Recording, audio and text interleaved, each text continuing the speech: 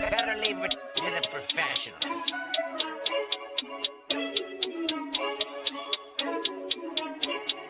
Last bite on me, blah, blah, blah.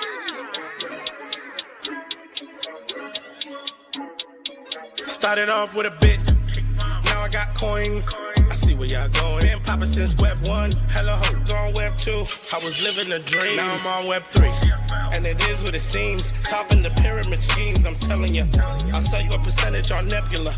Shout out to Vince, he'll set it up. Surfing on the web and I'm shooting at 3. I've been golden when I got my G. I'm an alien boy from a different planet, yeah. So I got my drink, I'm riding in the 1920s Model T Ford. Call her Era Lord. Call me Levi, playing on the keys, boy. And I'm about to put my gloves on. If I said it, then I meant that. Yeah, I like that one, I'm about to get that. Crash that whip for the drumsticks, whiplash. I'm about to get them all. Are you with that? In a white boat, surrounded by blue. I want one, but I got a cop too. I wanna fly high in the sky, arms out wide, trying to soar from a bird's eye view. I'm on fire, Ricky, Bobby, cracking the pavement, Whitney, Bobby. I'm a Saki bomb, Hiroshima, Nagasaki. Bruce Wayne been a dog, and I keep it 101, cause I'm feeling kinda spotty. You sipping on some rock, and I'm sipping on octane. The only thing around my neck is the Started off with a blockchain. bit, now I got coin. I see where y'all going. Been poppin' since Web 1, hella hoes on Web 2. I was living a dream, now I'm on Web 3. And it is what it seems, topping the pyramid schemes, I'm telling you. I'll sell you a percentage on Nebula. Shout out to Vince, he'll set it up. NFT, Twitter, blockchain. Seeing with the ghosts and we ballin' like the Brown James. Crypto. We can make a trade, get the memo. Reviews not falling for the FOMO. Listening to coffee with Captain. You know we worldwide, they loco. I ain't never gonna stop rapping. Orlando, yeah, we working magic. We rocking Ethereum entities. I just went and caught me a half base. Man, I got a shout out Started to off with a Bode. bit, now I got coin. I see where y'all going. Been poppin' since Web 1, hella hoes on Web 2. I was living a dream, now I'm on Web 3. And it is what it seems, topping the pyramid schemes, I'm telling you. I'll sell you a percentage on Nebula. Shout out to Vince, he'll set it up. Freaking the mood to choose one, but they got knowledge to move, son. I'm shocking in shades with my brother in shoes. Yeah, them blues is coming. Even though it's hard to pick, eeny, mighty, mo, soda on the mix, no biting lips, it's time to go. Index number 1, no thumbs up, you gotta scroll. Looking at the ghost in studio, it's time to go. Had a helmet on by myself until I met a mask that wanted to have a face off. Had to bring my chainsaw, full tank of gas in the drive with my brakes off. I'm A1, but a different kind of steak sauce. Welcome to Coffee with Captain, powered by ApeCoin, where we dive into all things crypto, NFTs, Web3, and cutting-edge technology. Remember, nothing here is financial advice. Early-stage tech can be exceptionally volatile and risky. So grab your coffee and join Cap and Steve for today's conversation. Welcome to the future. Welcome to Coffee with Captain GM. Thanks so much for joining us. If you haven't already done so, do us a favor, drop us a GM in the chat down below, then head up top, smash that like, repost, and bookmark on today's space. We greatly appreciate it. Warms up the algo, lets everyone know we're here. We also love the GMs over in the YouTube streets, the abstract streets, as well as the X video. We're actually live on my account today, Curveball. We're normally on even shows live from Steve's account, but our guy Steve's going to step out a little early today, so we ran it back 2 days in a row for my abstract and my X feed if you're looking for those.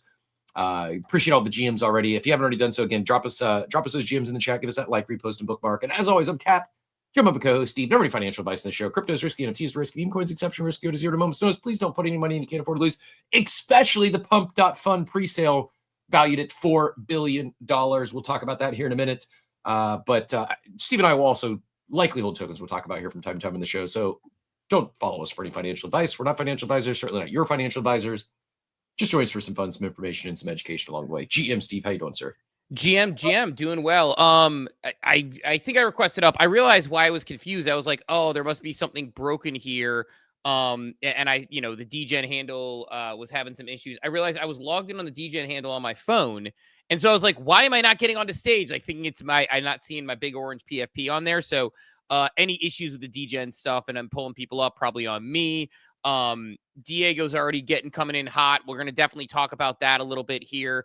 I mean, we have a lot to talk about this morning, which I hate. We could probably spend one of these topics. We could probably go the day on one of the topics, but I'm glad we have a lot to talk about, so we don't have to spend the entire day talking about a few things that are kind of ugh.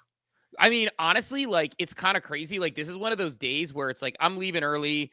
I'm leaving a little bit early to do some family stuff, but so I'm once again wearing a collared shirt, the only one I own, and dressing up a little bit here. Today. What's that? Oh, yeah, I know. You might as well how long before you go the other direction and you're just like flat out just wearing a tank. But no, I got to jump out earlier. Today is the type of day where we could go till like noon. I feel like potentially if people are interested, they're jumping up, they're talking, we're having the conversations because it is a good one. But give us a like, a retweet, a comment on the room as we get this thing going. Because I actually still want to talk about OpenSea rewards, Also, Diego asks, I didn't even he asked if we pulled a legendary. I didn't know this happened yet. I thought the reveal was like tomorrow. That's maybe the pack rip. So do we already know which packs we pulled? I missed this entirely. I did not know you could check. Where do we check? Because I went back to the Popkins Mint site and it basically's got a timer on it. It says reveal in 26 hours or something like that. So where do we see which packs we pulled? Diego, can you help us out with that in the chat?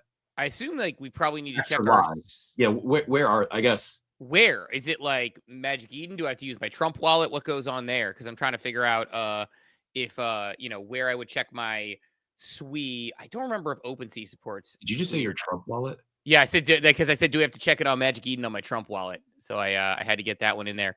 SWE is not on one of the OpenSea's supported pages. I need to figure out is SWE supported. I assume OpenSea. Oh, no, it's not on OpenSea. So I'm checking if it's on Magic Eden. Connecting to Tradeport. First time. Learned something new today. Appreciate the education. Wait, so what are you doing? How are you checking?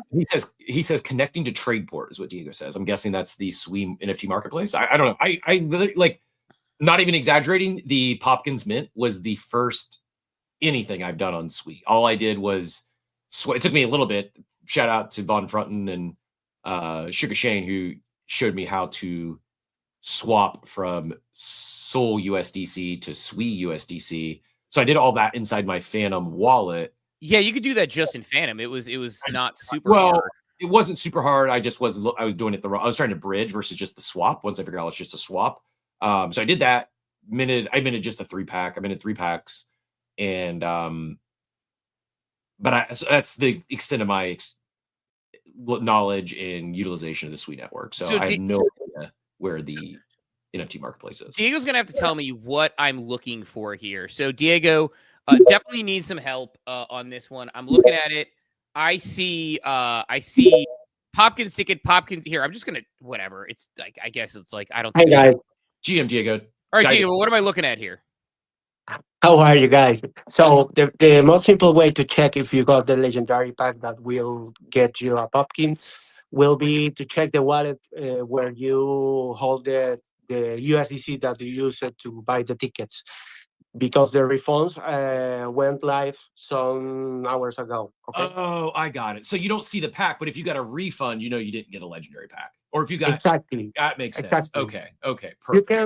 You can see the pack if you connect that wallet where you use it to send. Oh, I think I got one. You can go to the items and you will see the legendary pack that is the yellow one, or you can see the purple ones that it's called escape pack. What about tickets? So if you have an escape pack versus a ticket, what's the difference there? Okay, the tickets was the NFT that means that you buy a ticket to try for the luck of the legendary pack. Got it. So so if I'm looking at this, help me out here, Diego. I'm just going to flat out read through what I got here. So I have Popkins ticket, Popkins ticket, Popkins escape pack, Popkins ticket, Popkins ticket. So I got no Popkins, that means, correct? Are you looking inside your Phantom wallet, Doc? Yes, those are the ones I have. So I have a escape pack and then 4 tickets. How many packs did you buy? 4? I thought it was 4, but then why do I have an escape pack and 4 tickets? Okay, because the escape pack means that you didn't won. with one of the tickets. So you'll be able to open it, and you got some collectibles and the pity points. Got it. So I got my collectibles and pity points. I got my tickets, and I got my refund. So my full money was refunded. So, I mean, You didn't get any Popkins. I didn't get any You're right. Popkins. If the full money is refunded, you didn't get a legendary one. Down horrendously. I thought so as soon as I saw it. All right, well, probably swap some of that SWE All right. back into USDC. Maybe I'll go for a Popkins on secondary, but you gotta go for at least one on secondary now. honestly, The trade it's not live yet on TradePod, but it's gonna be live soon, so people can buy the packs, the legendary ones, or wait for the reveal and try to snap the pumpkin that really vibes with you. so here's my issue that I run into here is that I might get a Popkins in secondary. I'll be honest. I thought the Klenos floor might fall after this. It didn't. And that part made me sad because my plan here was like, hey, Klenos are around 12, 13 soul. Maybe they'll fall down to like, who knows, like 5 to 8 soul. And we can maybe, do a little, move a little soul out of, some stake soul and move it into a pack. Nope. They maintained their floor price. So I am just completely down horrendously on that one. So not great. Maybe I'll continue to look for that. But yeah, I got some pity points, my escape pack, and my 4 tickets to. And where are you seeing this? So I went to tradeport.xyz. I connected my Phantom wallet and I went to my items. So tradeport.xyz is the the SWE again, sort of the SWE OpenSea rhyme unintentional there. So you can kind of see on there, it tells you what you need, and then you just go to my items, and in my items you will see my ticket, my escape pack, my ticket. So I don't even know what these are. The tickets are for The tickets is the phase 1 thing that you get when you send the USDC. So they already made the raffle, so you could get 2 kind of packs: the purple ones that they're called escape packs, or legendary ones that they have the pop. So you broke up a little bit there, Diego, but yeah, like the idea is like I believe that is your raffle ticket to potentially get a little bit more to get the Kleno. That's the ticket to be in the raffle for the Kleno. So I don't mean to. I'm not sure. I'm still double checking. But I got no refunds. So did I go 3 for 3? Show me your. Are you sure you got no refunds? The refund you got the pumpkins.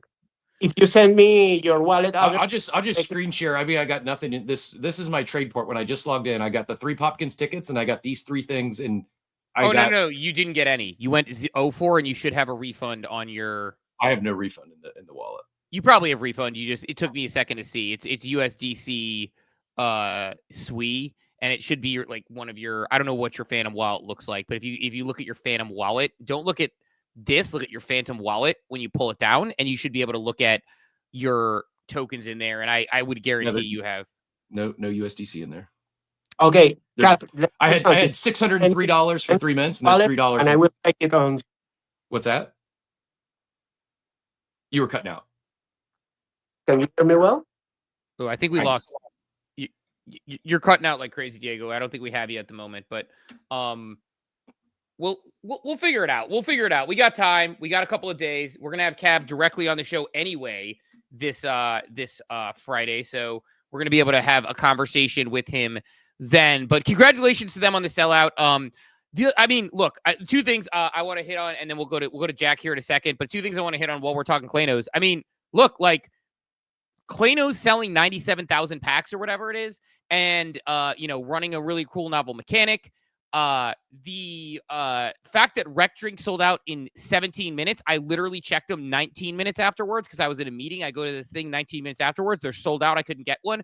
I'm trying to get an answer on whether I can, if the redeemed ones can't be listed on OpenSea, I want to claim them. So I'm probably going to get, so as long as you buy and burn and claim it on Shipwreck before the deadline, got it. So it means that, so if it's listed on OpenSea, it's not burned.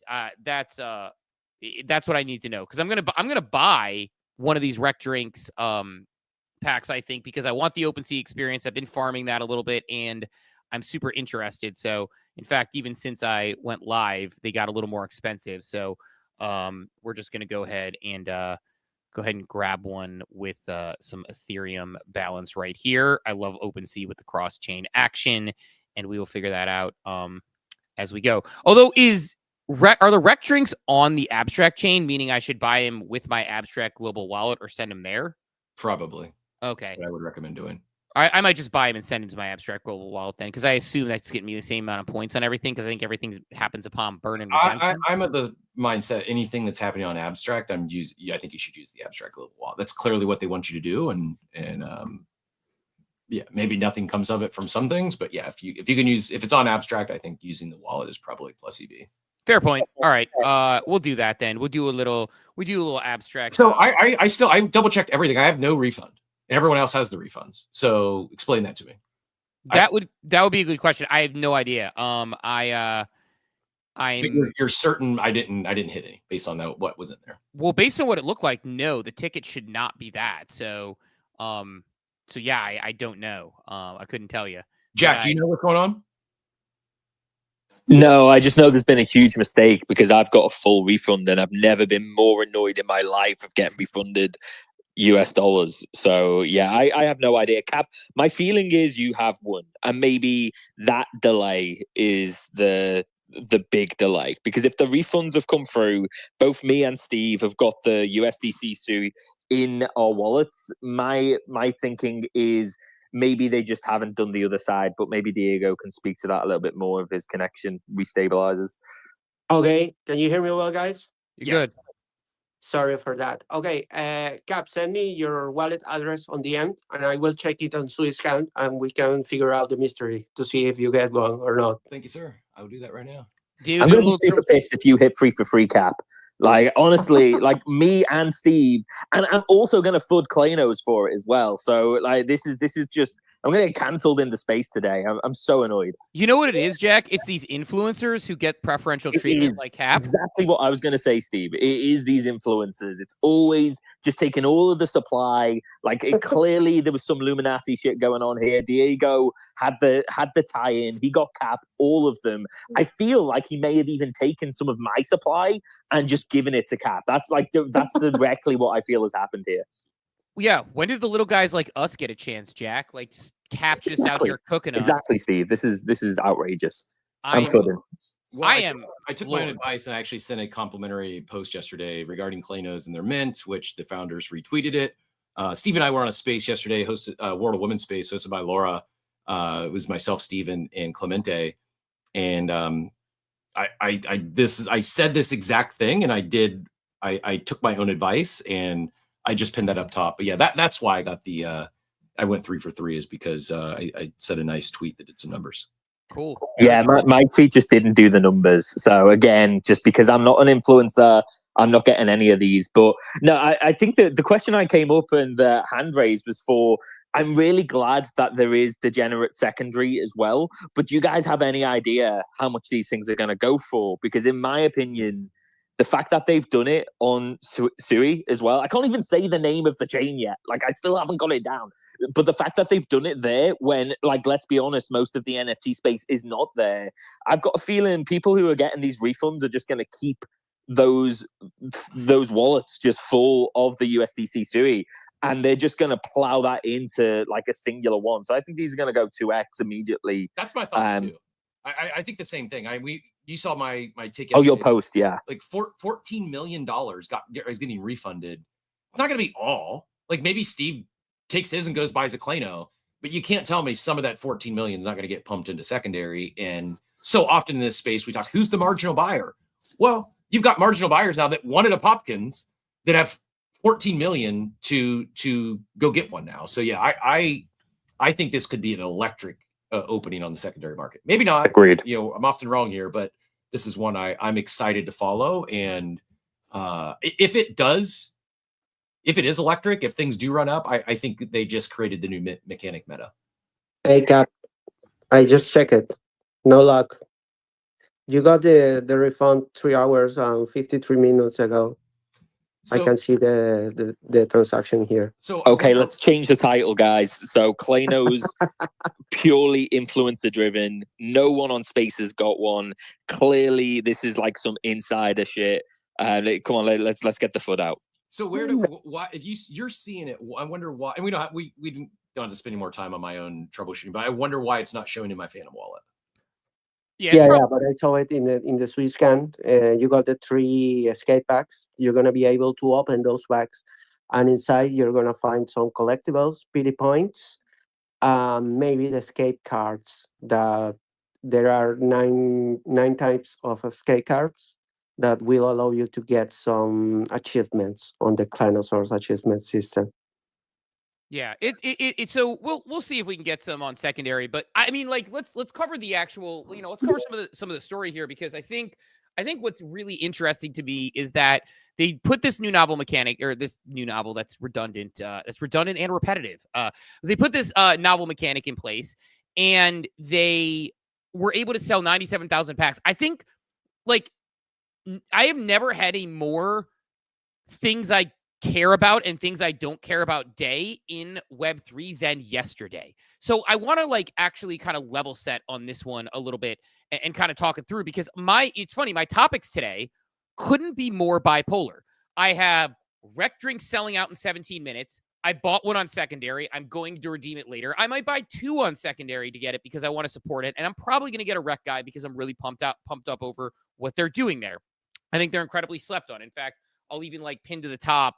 I had a tweet this morning I put out that I think is kind of reflective of my feelings here, which is, hold on, let me get it pinned up top.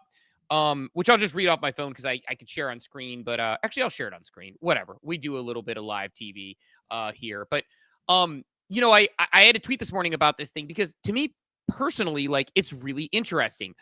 We have the Pump.fun token on my list today, right? Like this sort of Pump.fun raising at this astronomical valuation, these 2021 type numbers. And I said, is it one though? day? Yeah, it is for sure. I mean, you're talking about a company that's generated nearly $1 billion in real revenue. I don't think that the raise is astronomical. Relative to, I mean, it's basically. So you think if you get in, so just to be clear, I want to ask your opinion on this. So we can actually go this direction instead of Rekt early on. Because I personally, this is gonna sound not that I'm saying this as a to be too cool for school. I don't care about the Pump.fun token just because it's not my jam. I'm not saying it's not impressive. I'm not saying it's not one of the most impressive businesses we've seen start up. I'm not saying they're not doing a great job. I'm simply saying, when you're talking about market cap of $4 billion, you are talking about rarefied air of top 40 coins. I think it's actually so. I think the $1 billion raise from retail is astronomical. A $4 billion raise or a $4 billion valuation is you're maybe conservative. So if you raise on 4 billion, if you put, let's say that you put $1,000 at a $4 billion valuation pre-sale, you think that $1,000 will be more? No. I'm not saying it's a good investment. I'm saying for a company that's generated over $700 million in profits in their first year, this is basically a 5x earnings. It's in line. It's in line with TradFi. If you compare it to things look at Hyperliquid. Hyperliquid hasn't generated as much money as Pump.fun has, and they're a $32 billion valuation. So from a valuation standpoint, $4 billion I think is conservative. Now, asking for $1 billion cash from consumers is a lot. Where will the token go? I don't know. But yeah, if you compare their forget that it's a token launcher, a meme coin launchpad, just looking at their financial statements or what you believe to be a financial statement. They probably have 4 employees. They're raking in 15 million. Their annualized run rate still, even though they're down almost 90% from their peak, their annualized run rate is still today. If you look at the last month, their annualized run rate is still over $700 million of extremely high margin revenue. I think they'd be silly to go out and raise at anything less than a $4 billion valuation. So respectfully, I don't think that the valuation is astronomical at all based on their business performance. Well, it's astronomical regardless if you think it's justified or not. But I think my big thing is we've seen, because that's a massive number. Companies are valued, their valuations are far greater than like a 5x earnings. They're like 50 to 100x earnings, most of the crypto companies. So like from a crypto company standards, it's not, I don't think it's overvalued. It's just, the question is, why raise $1 billion now when you're printing an annualized run rate of $700 million a year? And what's next? Because their business, while they're still crushing, it's been going like this. That's my point. So that's the point I was getting to. That's exactly what I was going to say, is that we've seen this before. And by the way, we're sponsored by, 8chain. We love Yuga Labs, but Yuga Labs raised at a $4 billion valuation. Royalties went away. Things cooled off. And, look, if you're a $1 billion valuation company, that's awesome, especially in the early years. So I'm not saying it's a bad spot that they're at now, but we saw Moonbirds raise at like $100+ million valuation, I believe. We saw Doodles raise at what was theirs?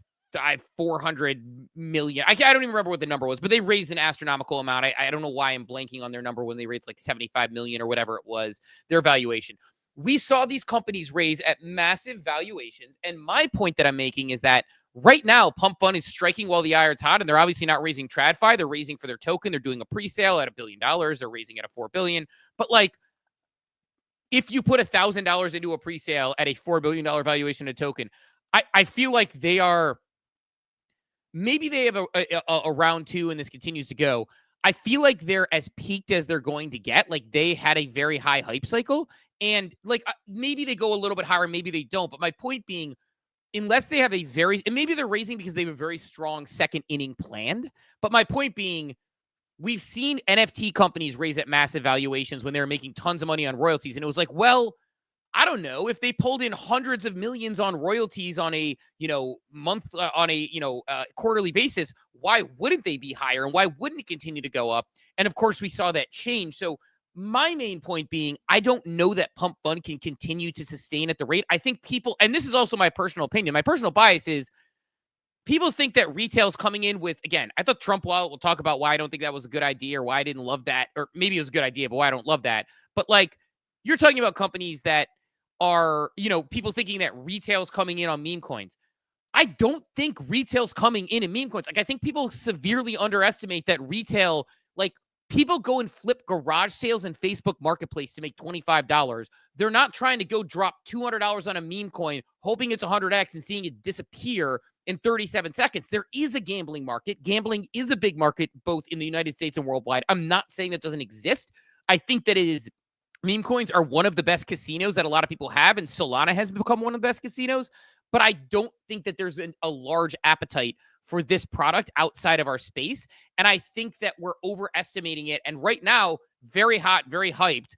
Competitors are going to come in. Like, there's a lot of things about that. So I get nervous about a $4 billion sort of cap going into that. But that's just my take on the space. You're muted, Sorry, Cap. I agree. If they're raising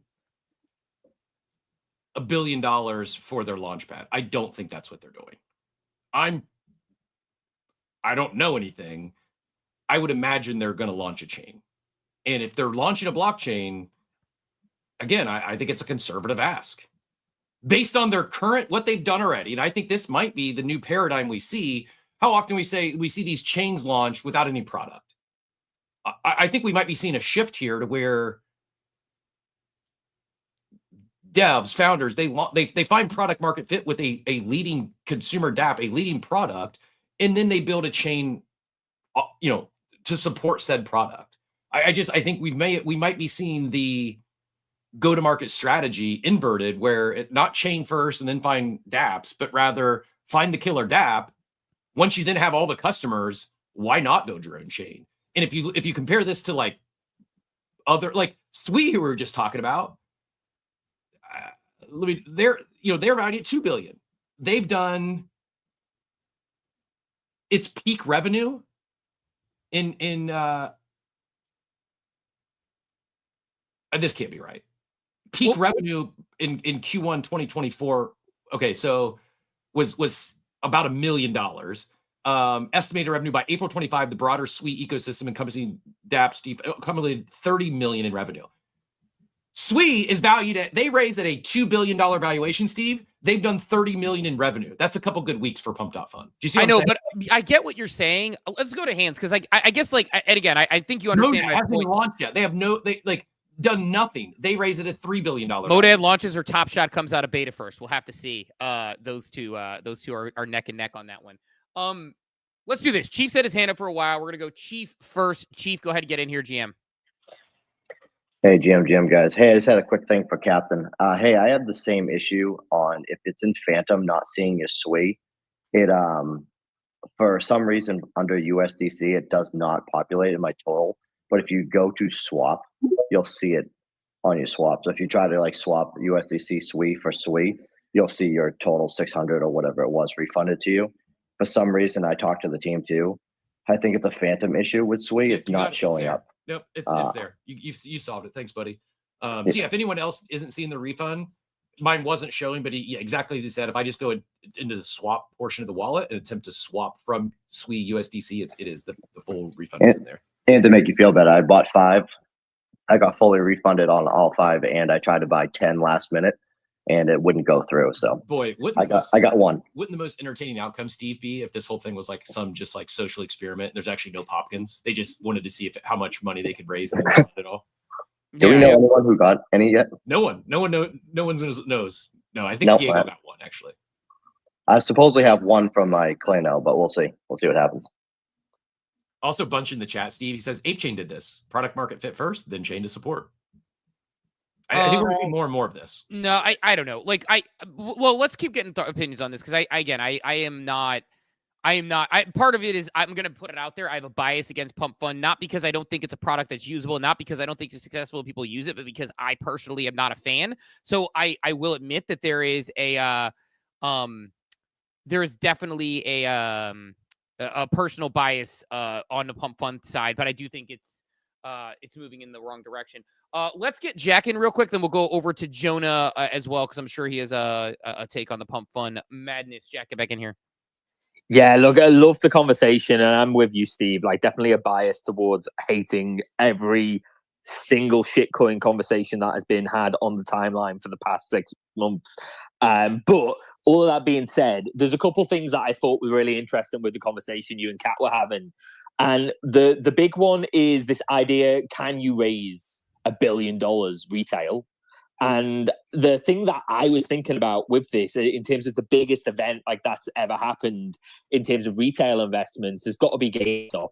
And I was like, I wonder what the equivalent was when all of the fucking global population decided, we've had enough. Because I think, there's less than 5% of the participants in this space currently, and the retail focus currently that happened during that time. But it was like 40-50 billion in like turnaround over that time for the GameStop side. So that was quite interesting to me. Can they get $1 billion? I'm starting to think that maybe they can. I'm also of the opinion that this is not really a product that has staying power, in the respect of there's nothing innovative and there's nothing that's actually patentable with what they're building. It's just a shitcoin launchpad. So I hear you. My first gut response is to agree. I'm not so sure that's an accurate statement, though. I don't know if Warp Joe's out there, but if he is, he'd like to weigh in on this, because I do think my understanding, I'm not smart enough to actually understand it, but my understanding is there's some mechanics. There's some things they do with their the technical, it's different than all other launch pads. And there's a reason that the runners come from Pump.fun. I can't explain it. I've had it explained to me multiple times. My brain is just too small. But they're not all launch pads are created equal. Pump.fun's is very different. Joe, who's has a much higher IQ than I, he's attempted to explain it to me in the past. I don't know if what exactly they're doing is patentable or not, but I do believe they have some secret sauce that none of the others have been able to replicate yet. Yeah, I just wonder when you're earning that. Like, I would say that within the next 6 months, that is going to be put to the test by somebody we haven't even heard of yet. Like, with that amount of money on the line. I've been saying this for a year, and so far we've seen nothing. But I mean, I guess we'll have to give Radium's Launchpad a little bit of credit. They've captured some market share that's sustained. Boop has already crashed and burned out, and I think they're probably already dead. It just they just fumbled the ball. They had a good thought. They just made too many mistakes early on, and I think they already lost their moment in the sun. But I've been shocked we haven't seen a competitor. And so I go back to my earlier statement. I think there is something different that they're doing that creates this environment that spits out runners at a higher velocity or more free, even though there's a lot of them. So maybe percentage wise isn't there, but there's a reason why we've seen multiple $100 million runners on a Pump.fun and none of the other launch pads. I just can't explain why. Look, at really, really great points. And to your second point about them launching a chain, I think you're right. Like, I think that is where the value comes from. I don't think it is purely just the platform as it currently exists. I don't know whether it's a good investment or not. Like, this is, the fact that I don't know the answer to that question, and I fucking hate like the current, just the current crop of like meme coins and the attention that they're getting. I still think that it's a debatable investment right now, but just the way that market has evolved over the years, they are definitely trying to hedge a little bit by earning now. I just can't. I cannot see this as a pure confidence play. I think they are also under the spotlight when it comes to shit. Like, can we continue to do this over the long term? Can we continue to compete? What happens when other people come for our bread? And I do think that there is an element of that fear within the raise that's happening right now, and that doesn't give me a huge amount of confidence about where this is all going to end up. But I do love the conversation. I do love the idea of them launching a chain, and like, I could be eating my words very heavily on this one because I'm also a small brain. We'll see. I want to again, get a sort of a different opinion here on this one. I want to go over to Jonah and get your thoughts on it. Jonah, feel free to jump in here, GM. Yeah, I think Pump.fun knows their days of just being a meme coin launcher are somewhat numbered. They're still making a lot of money, but their revenue is down like 90+% from even like 6 months ago. I guess the justification. Well, first, I think I read that likely it's not $1 billion from retail. It's not that it matters, but it's about 700 to 800 million from retail, and then 200 allocated to VCs already, who are basically locking in for the public sale. So I don't know what the exact terms are, what they're going to be, or if they change them last minute.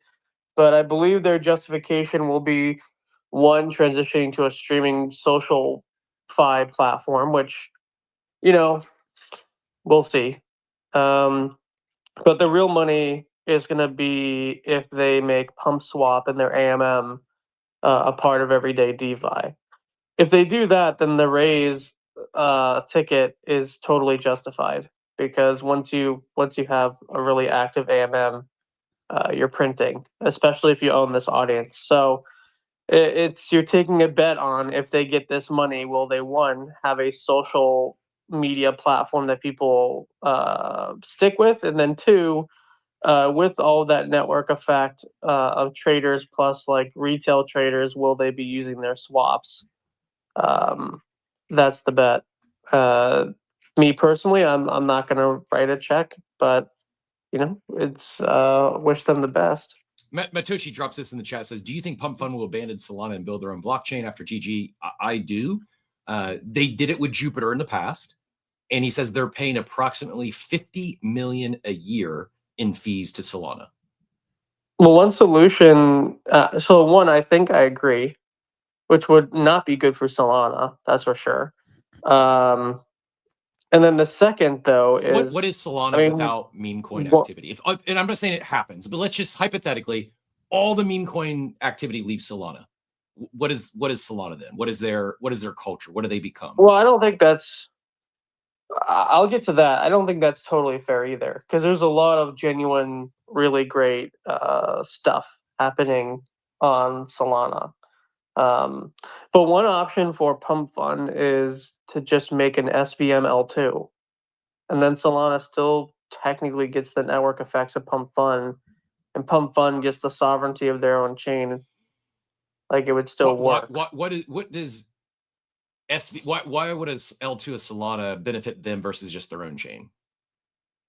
I think that Pump.fun has to be careful about alienating their audience, because I think that Solana has loyalty and brand relevance versus Pump.fun is a very effective tool. And I don't think there's a lot of people that have an allegiance to Pump.fun, but more so it's on Solana plus Pump.fun, therefore they're using the product as their core. Fair. It is worth noting, Solana is not the first. It is not where Pump.fun launched. Does anyone know where Pump.fun initially launched? Blast, right? Mm-hmm. Yeah, So I mean, Imran and all-time Alliance says that that's not true. They and he invested. He said that they did do it on Solana first, but they did an initial test on Blast just to see what would happen, and then they canceled that when they realized that it was a fruitless effort. don't Yeah, I blame heard them. that they Most things on afterwards. Blast. Yeah. Most things on Blast were fruitless efforts for a lot of people. But let's do this then. I mean, imagine that plays out in a different, multiverse. Alternate universe. Yes, thank you. I don't know why I can't think this morning. I don't have coffee. And all the Pump has all this success on Blast, and Blast is the hottest blockchain we've seen in years. Like, it's just sliding doors moment. It's driving home how important a killer DApp is. And how much I think Blast fumbled that bag. But I think, yeah, like a killer DApp matters. Like that helps drive. Like people don't yes, there's sort of chain maxis now, and those will always exist. But people care about dApps and games. Like we said this before, I know this is the sort of take that people put on X all the time. It's we don't necessarily need more blockchains. We need more good dApps. We need more things that people want to play. We need more things that people are interested in playing, whether they're mobile style games or whether they're, actual, real world asset collectible platforms. You need things that we proved that. I mean, I made $100,000 last week on Frankie. And that's 5 days of a game out. Didn't sell a mint, didn't sell a token. So there's a market for it. Can you? Yeah, that's where did the 100K come from? Sales, people buying tickets to do another run.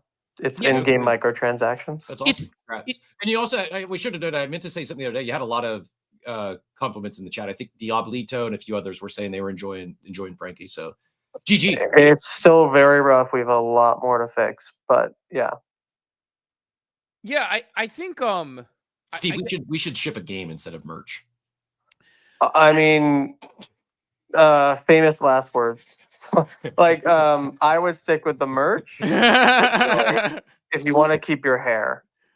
Yeah, no, and here's the thing. This is why, I mean, again, I'm not just gonna glaze Jonah here, but one of the reasons I enjoy the commentary is because you don't just talk about it, you are about it, which is different than a lot of people in this space where it's you actually made the commentary where you're these are the things that make crypto games successful. You will flat out tell people things that you agree and disagree with, and then you went and put one out, and it worked, and you're still working on it. And obviously, it's a lot of work that goes behind it. But this is my point.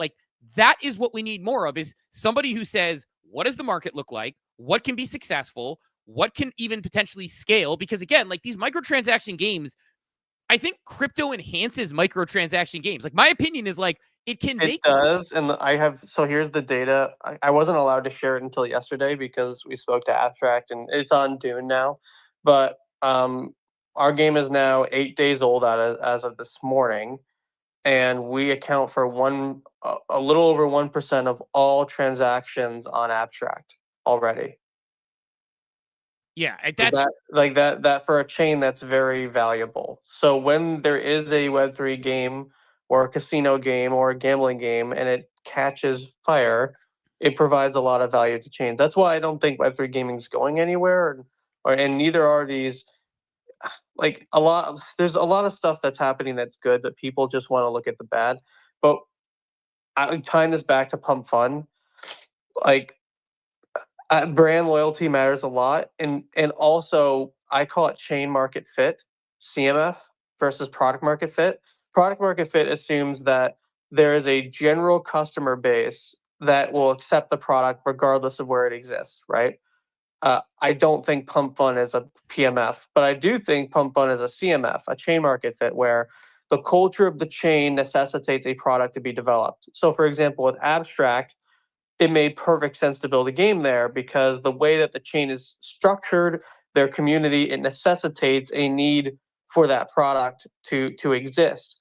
For Solana, or with Pump.fun, I think that they have a chain market fit where they are taking the degeneracy that already existed on Solana before Pump.fun and they are redistributing it with more effectiveness. But I don't know if it would work on their own chain.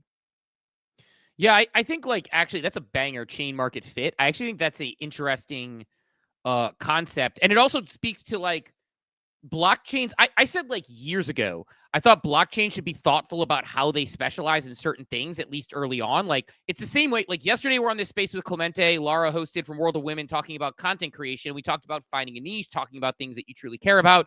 You know, I put out a tweet this morning that's doing okay about Rekt because I care about mass adoption and consumer applications and less about like the Pump.fun things of the world, etc. And I think that idea of chain market fit or you know, chain market fit is like sort of like your own personal fit. Like what is your niche and what do you do well? And I think, you know, knowing where you want to go and what the sort of community looks like and how you build that truly matters. And so I love that. And I like the yeah, I mean, like it's a good take, man. And I love hearing it. But I do want to do this, Cap. I because I know I need to jump in about probably 15 to 20 minutes, get ready to go to this family thing. Got a lot of questions about my shirt in the chat. It is a $10 to $20 shirt from Kohl's, most likely, because I don't spend a lot of money on clothes outside of maybe my you know, some joggers and things here and there from Lululemon because they're super comfortable. But let's do this. Let's hit The More You Know by ENS, and then we will either keep talking about fun or hit on some of the other topics we had on here and maybe push the OpenSea Magic Eden talk to tomorrow, although I want to hit the Trump wallet potentially. The More You Know, brought to you by ENS.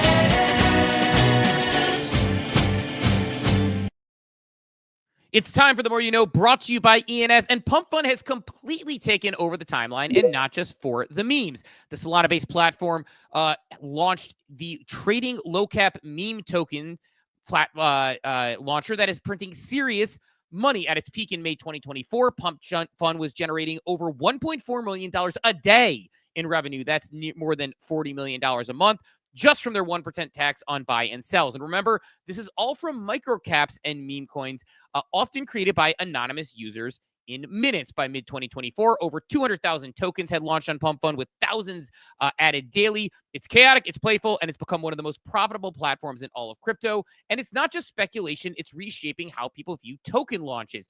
I think this is something that we don't think about a lot, that there's no VCs, no white papers, just pure market-driven attention. Pump.fun isn't just a website, it's a revenue monster and a reminder that crypto can thrive on permissionless creativity. Will it end up well? Will it have a moat? Will it not? We'll find out in the future. And that was The More You Know, brought to you by ENS. ENS does more than you know, not just anchoring your name across Web3, but anchoring across the internet. It's your identity, simple, memorable, and unmistakably yours. Security, interoperability, and ease of use. Go to ens.domains to secure more, to learn more and secure your ENS domain today. I know we have a couple more hands I want to hit here. I want to go Drew, and then we'll go Vainglorious after that. Drew, go ahead and get in here, GM. Yeah, GM. Yeah, I was coming up for the Pump.fun. We can also I can comment on the Trump wallet. I don't know where you guys want to take it. No, hit the Pump.fun. Hit your thought. Yeah, my thought. I think Jonas said a lot of the things that I was going to say, but I disagree pretty heavily. I think if Pump.fun creates its own chain, that's going to be the demise of it. You know, you're in an attention economy where there is nothing that they've created outside than capturing the attention economy that is proprietary. Just because you create your own chain to capture more fees and stuff, you got to think about wallet integrations. You got to think about everything else. It is not an easy task, and I think that would definitely be the demise of it all. And if Pump.fun does leave Solana, and I can't stand Solana. I don't really see much else that would capture attention on there like Pump.fun did. So that would definitely be Pico top. So, Drew, I haven't seen. I don't know. I'm sure I could go find Solana somewhere, but I've not seen either cap table. My understanding, though, is that a lot of the early Pump investors are also early Solana investors.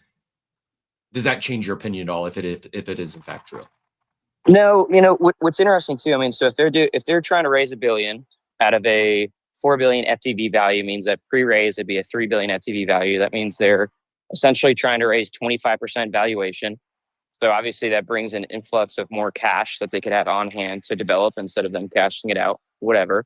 I don't know if that I don't know where this shareholder, where the dilution's coming from, what that looks like. I'd be very curious to see that.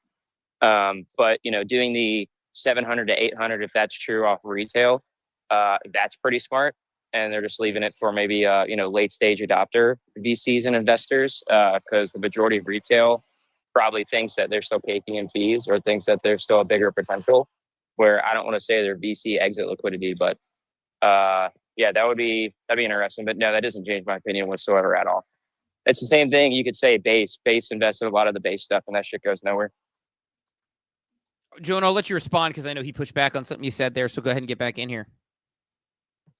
Yeah, I think that people are over dramifying the death of Solana if Pump.fun leaves. No, will it do a retrace? Absolutely. Because that's like anything. Like, any big monster that you grew and it wants to leave you, sure. I mean, for example, I think that Arbitrum basically launched Hyperliquid, and now Hyperliquid has its own EVM. So that.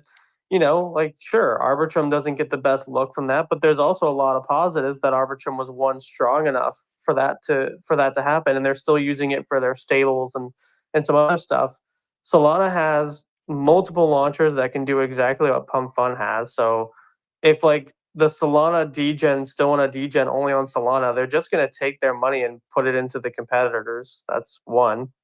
So the degenerate shit's not going anywhere. You have multiple RWAs that are still growing. You have multiple. There's 4 other unicorn style businesses that launched out of Solana that are still on there.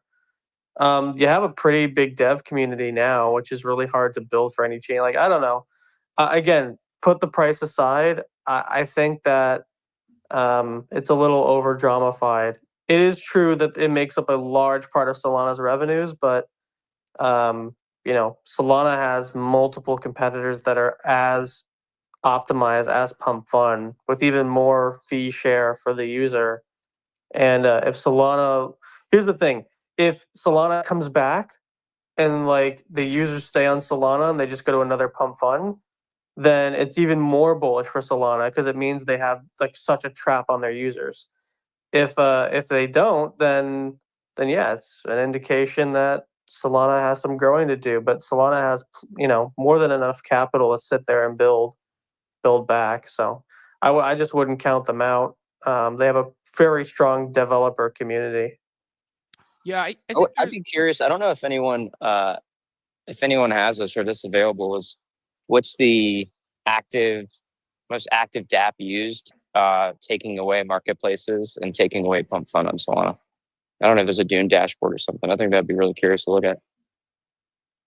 Yeah, I'm gonna guess and say it's probably another launcher.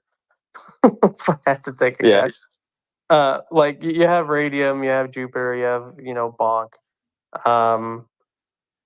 I just again, chain market fit. I think is something marketers are going to study in the next 10 years because this is a whole other esoteric thing. But I believe the future of SaaS is what I call them campfire companies, where they don't operate like normal SaaS business, but they operate like a localized cluster of developer communities, and they kind of bounce business back and forth to each other. And I think that the campfire around Solana is a lot stronger than people realize, even if the revenue is largely brought by Pump.fun. I think they would replace the revenue pretty quickly. So Pump.fun generated about approximately $700 million last year. Jupiter, to your point, they're generating in March of this year 22 million in revenue. Axiom Exchange generated 52 million in April of 25. Radium 32 million in November. So there are a few that are, that's really it. Then it drops down into the hundreds of thousands, like Magic Eden, 400,000 in March. So think about that. Magic Eden, a leading NFT marketplace, generated 400 grand in March, while Pump.fun generated 15 million. Well, first, and again, Excuse me, 54 million. My bad. Yeah, Solana will definitely have a retrace. I'm just saying it's not like going to be a dead chain, or it's not going to be like a Cardano or something, right? That like the question will be, and maybe the wallets are already preparing for this. The question will be, how many people are willing to swap their Solana for a pump token on a pump chain in wallet, rather than just holding all the, because there's a debt to this, right? All the NFTs maybe you bought, all the other coins you bought that are not on pump. There's like a lot of factors to how sticky that user is going to be and how likely they are to swap into a new chain on Phantom. The answer is if there's a lot of money to be made on the other chain, then a lot. But I don't know. When this stuff happens, it's like a big question mark. It's tough because I also think too. I mean, I agree to your point. I mean, it's not going to be a dead chain, but it's a matter of, the attention economy. They're going to want a replacement, or they're going to want all the features that Pump.fun had that maybe these others don't have, like the same day. And so then there's going to be frustration. And then, especially on Solana, I mean, again, the wallet point, like if anyone's tried moving from Phantom to Magic Eden to anything else, there's different deviation paths that everyone uses because they try to keep the market share within that wallet. It's a fucking nightmare. Like it is a nightmare. So I definitely think, how fast they move, I think, is going to be the biggest thing that will make the larger impact, in my opinion. I think the good news is Solana, unlike Ethereum, moves extremely fast. It's like, in terms of executive decision, pretty decentralized. Their nodes are different, right? So I'm not gonna say they're a VC chain or whatever when people throw shit at them, because they actually have decentralized quite a bit, and they continue to do so. I would say that if Pump.fun or Elon plan to make their own chain, then Solana's already very aware of it, because Elon runs in the same circles, and that they're preparing for that reality. And if not, then they're all very happy and eating good together. I mean, Mert was saying that he was at a function with Elon very recently, which would lead me to believe that he was at the Solana conference, which would then lead me to believe that they have a very friendly relationship, because raising $1 billion doesn't happen in a week. That's like 6 to 8 months of planning before you even get into that position. I don't think people realize the raise process and what kind of nightmare it is, where you have to book meetings like every day with VCs. You're going to get a ton of no's, you're going to get some yeses, and it's just like there's an entire full-time position that you hire for just for raising. And when you're raising $1 billion, it's even harder, and you're traveling nonstop, because it's in VC land, it's called a road show. What you do is you effectively plan a marketing campaign where you do 3 months of a road show, and it's nonstop travel and pitching and meetings you've booked out like a month earlier with institutions. This is like in public markets, this is like known, and they're effectively raising for a public level company. I guarantee Elon's been on a road show the last 3 months, and Solana would have already picked up on the news of an alternative chain. And my belief is, if they make their own chain, it may be a compromise where they do an SVM L2, and then Solana still wins because it's in the Solana eco, and Pump gets their sovereignty. What's another SVM L2 today? Would we know of any? I mean, I know the names are escaping me because it's like whatever 9 a.m. But none of them have reached the velocity of a Pump.fun. In fact, it may actually end up being great marketing for Solana if you think about it in that way. Is that it'd be their first L2 that is this level of performant, and therefore it would allow other people to think about, instead of launching an Ethereum L2, to launch a Solana L2. So in many ways, it could be a win-win if that happens. But why would they do that? I just don't see them doing that. I mean, you're still at the succumb to keep the audience that my belief is that Pump.fun does not have a dedicated audience, that they just have a great tool on a chain that has a dedicated audience. I think, I don't know. I don't see that happening. It is kind of crazy to think about. You have this one dApp that's the face of a chain, and literally all it takes is one dApp for any of these L2s, any L1s or L3, 4, 5s, whatever the fuck we're calling them now. It's crazy. It's wild.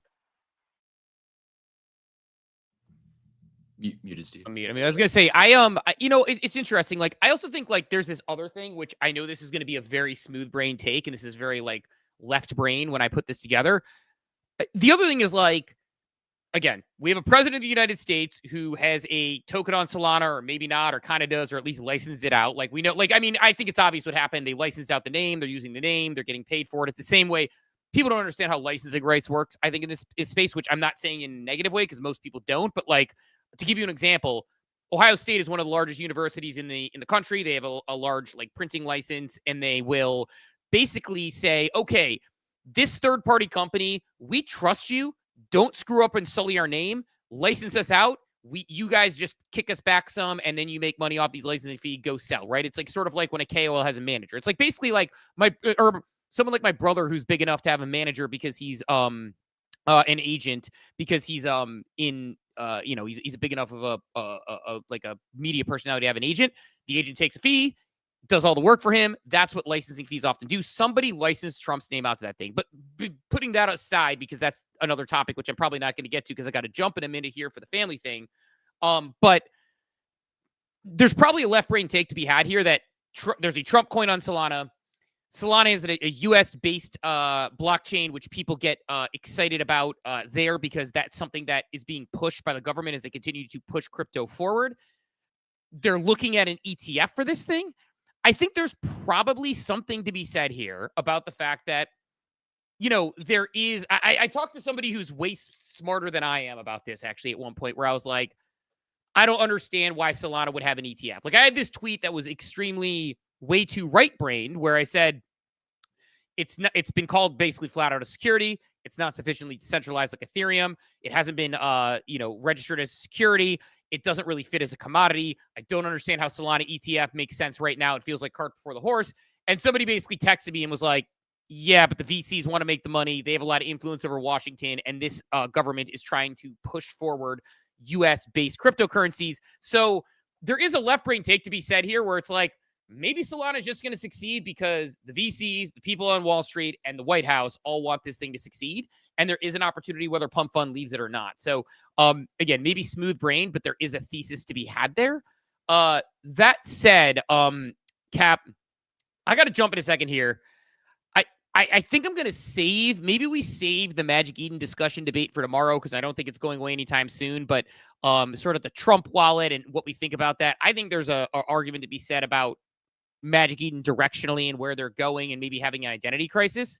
I will share this from Profits Over Wages before I get out of here, which I thought was an interesting thought, where she said, I'll zoom in so people on the stream can see.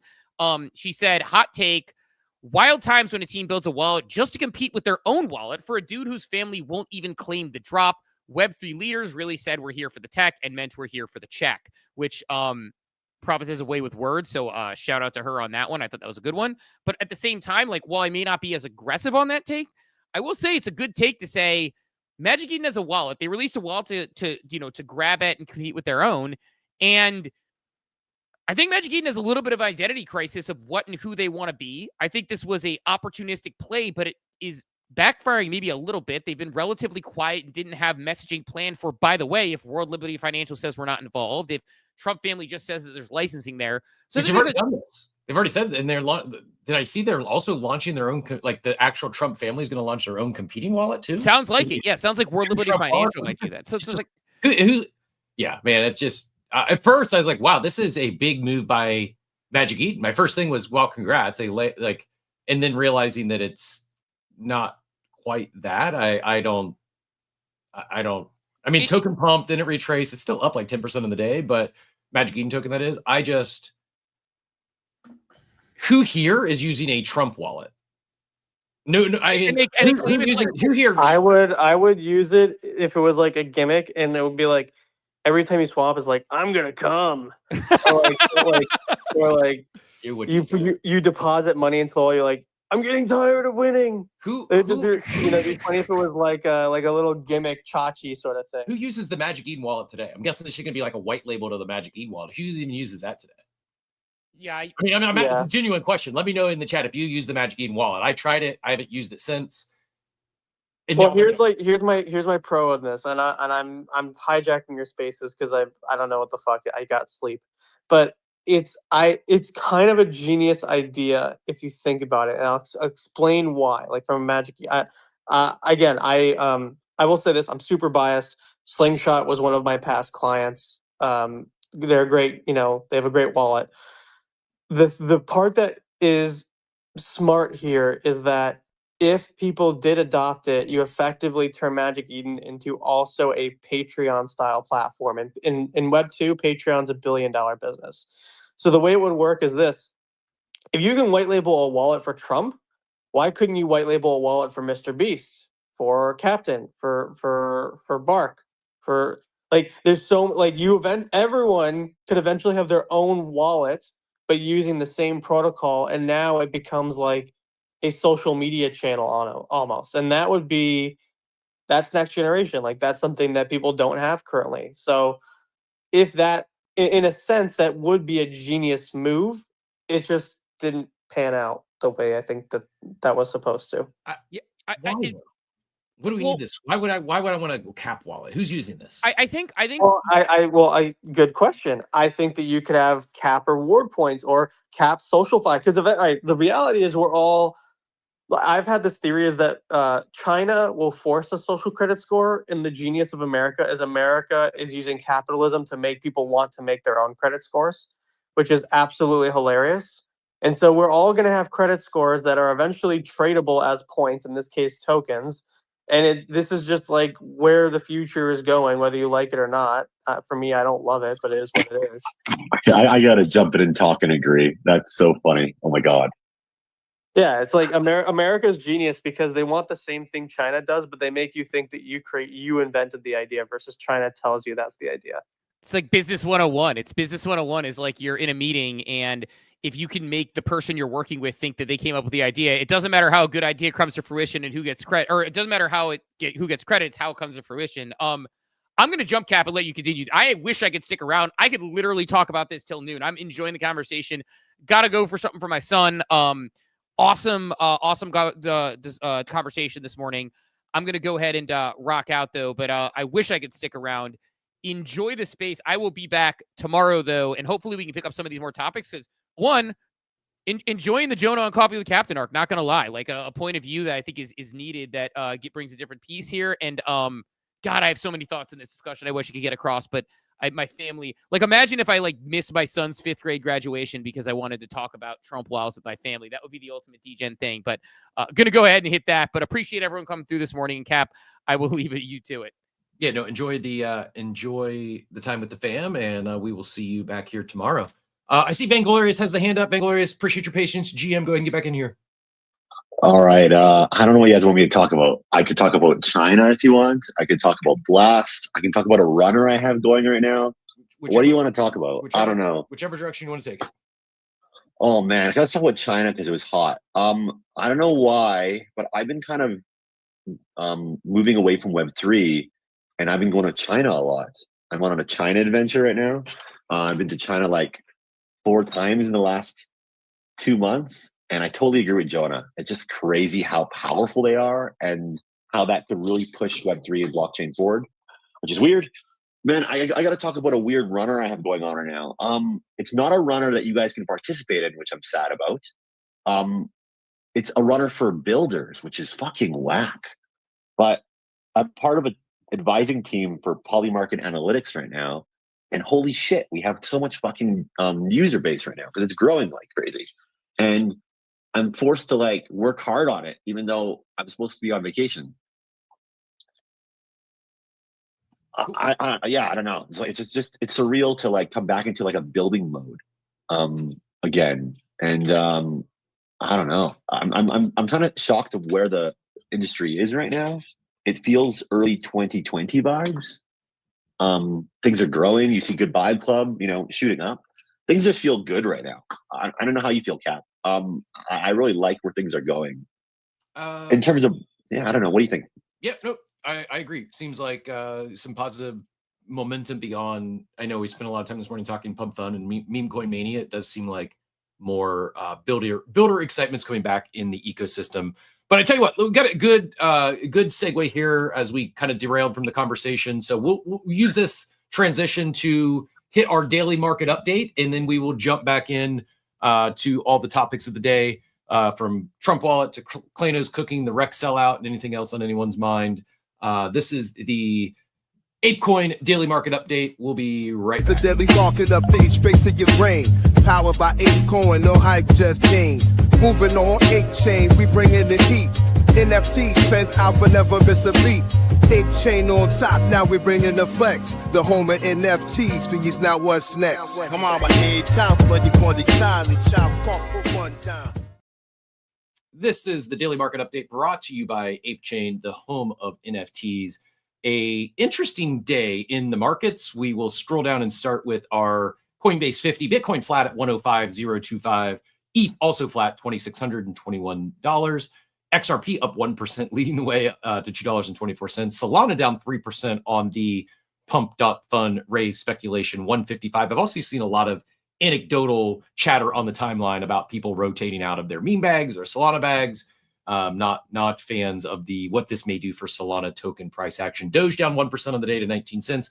Cardano at 68 cents. If we scroll up and look at our memes of the day, down, everything's down except for Murad's coin, SPX 6900 up 6% to $1.16. Murad is shilling daily over in the TikTok streets. Maybe that's something we come back to in a minute and talk about Kaido's move into both TikTok and Instagram. I hate to say this, but I think due to some of the results that SPX has seen with Murad grinding TikTok, I think we see more of the meme influencers go that route as well. Kaido pouring some fuel on that fire. NFT wise, we have Pudgy's leading the way in volume, down 3% on the day to $9.2 ETH. Moonbirds gave up a little bit of their pump, still holding strong at 8.83 ETH, down 3% on the day, but still up bigly on the week. Apes down 1% to 13.24. Mutants basically flat at 2.143. And Kaido NFT, the Genesis NFT, down 10% to 2.59. Last time I got in this range, I said I wanted to buy it. I didn't. Then it ran up to 3, and I kicked myself.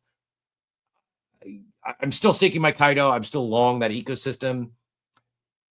I'm not sure how I feel making a move for the NFT, but that's our daily market update brought to you by ApeChain. ApeChain on top. Head to apecoin.com, head to the ApeChain hub to find out more, and a lot more coming soon on the Ape front. We kind of teased, we kind of alluded some fun stuff we're going to be doing with that. We do have, we'll have some fun segments to where all of you will be able to participate, take home some Ape, and win some fun prizes thanks to our friends and sponsors over at ApeChain.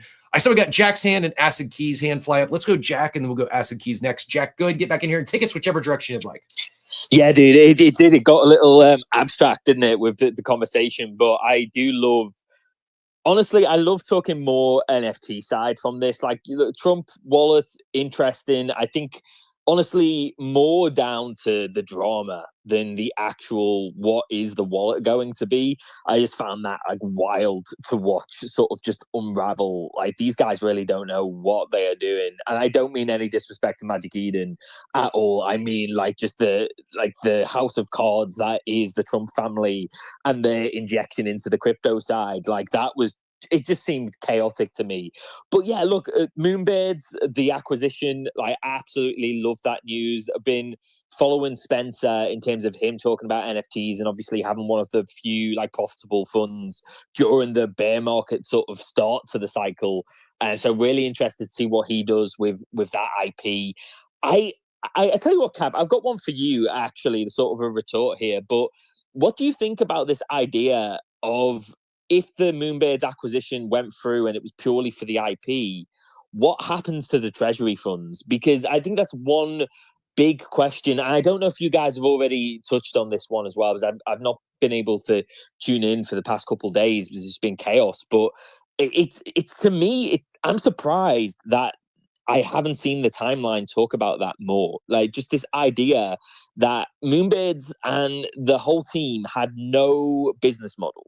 Like, they purely were funded of this idea of people looking to buy the NFTs and the royalties that came with that. What do you feel about, like, Yuga basically just pocketing those funds, if that's what happened, in terms of the respect that has for the people who actually invested in the project?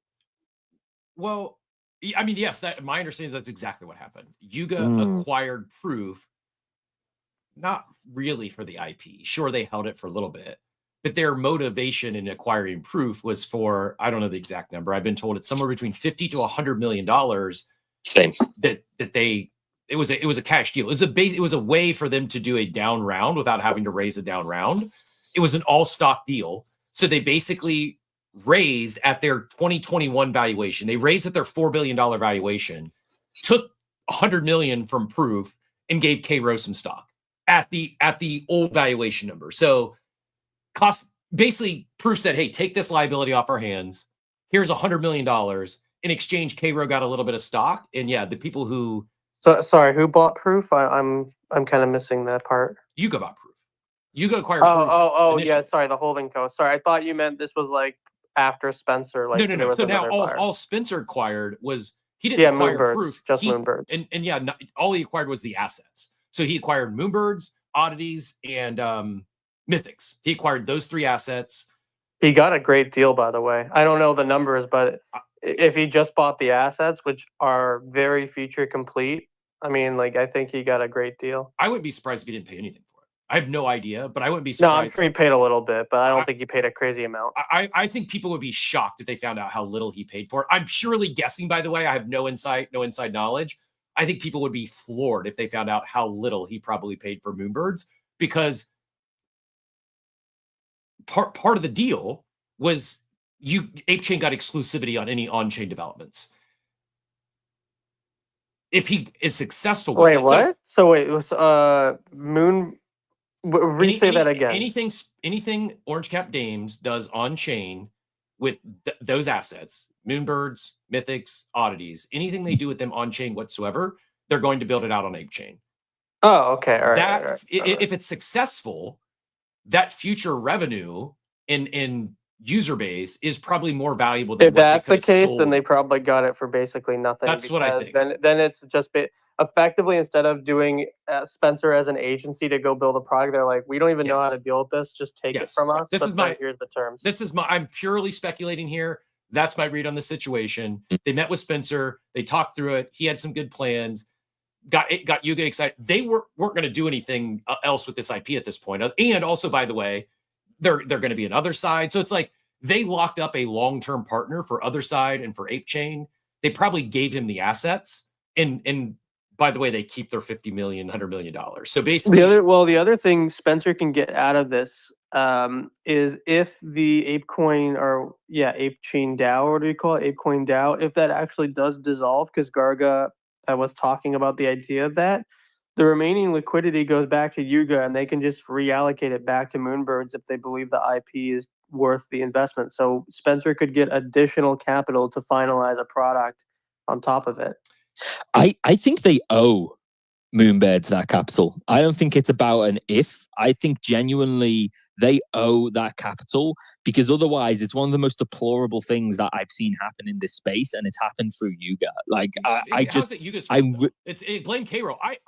It is K-Row, but like Yuga should not be a part of that because they've built their whole success on the NFT ecosystem. I'm sure there's a lot of overchat, or at least there was during the mint of Moonbirds, and I just hate this idea for the NFT space more broadly that the funding for whatever utility is, or whatever the ownership of that NFT is to be, i.e. the mint and the royalties from that mint back then, could literally just be absorbed by a completely now not connected product almost, or project. And the people who actually have funded that get zero. Like, can you imagine that in the traditional markets? Like, does that happen? Is that even legal to happen in a normal market? I mean, it's different, but yeah, I think asset deals and takeovers leading to liquidations, I think it happens pretty frequently. Like there's an alternate outcome where they like K-Row doesn't do the deal with Yuga, and Proof goes under. Like they return all the funds to investors, and there's like literally no future at all for Moonbirds. It's just art on chain. That is in the range of outcomes, especially what I've been told or what I know to believe to be true based on the shape Moonbirds was in when they sold to Yuga. They had nothing. Like Cairo was just bullshitting the whole time. Oh, Yeah. me in 6 months if I don't deliver. He literally, like, I've been told from people on the team, he had nothing. Like, they had no idea what they were going to do.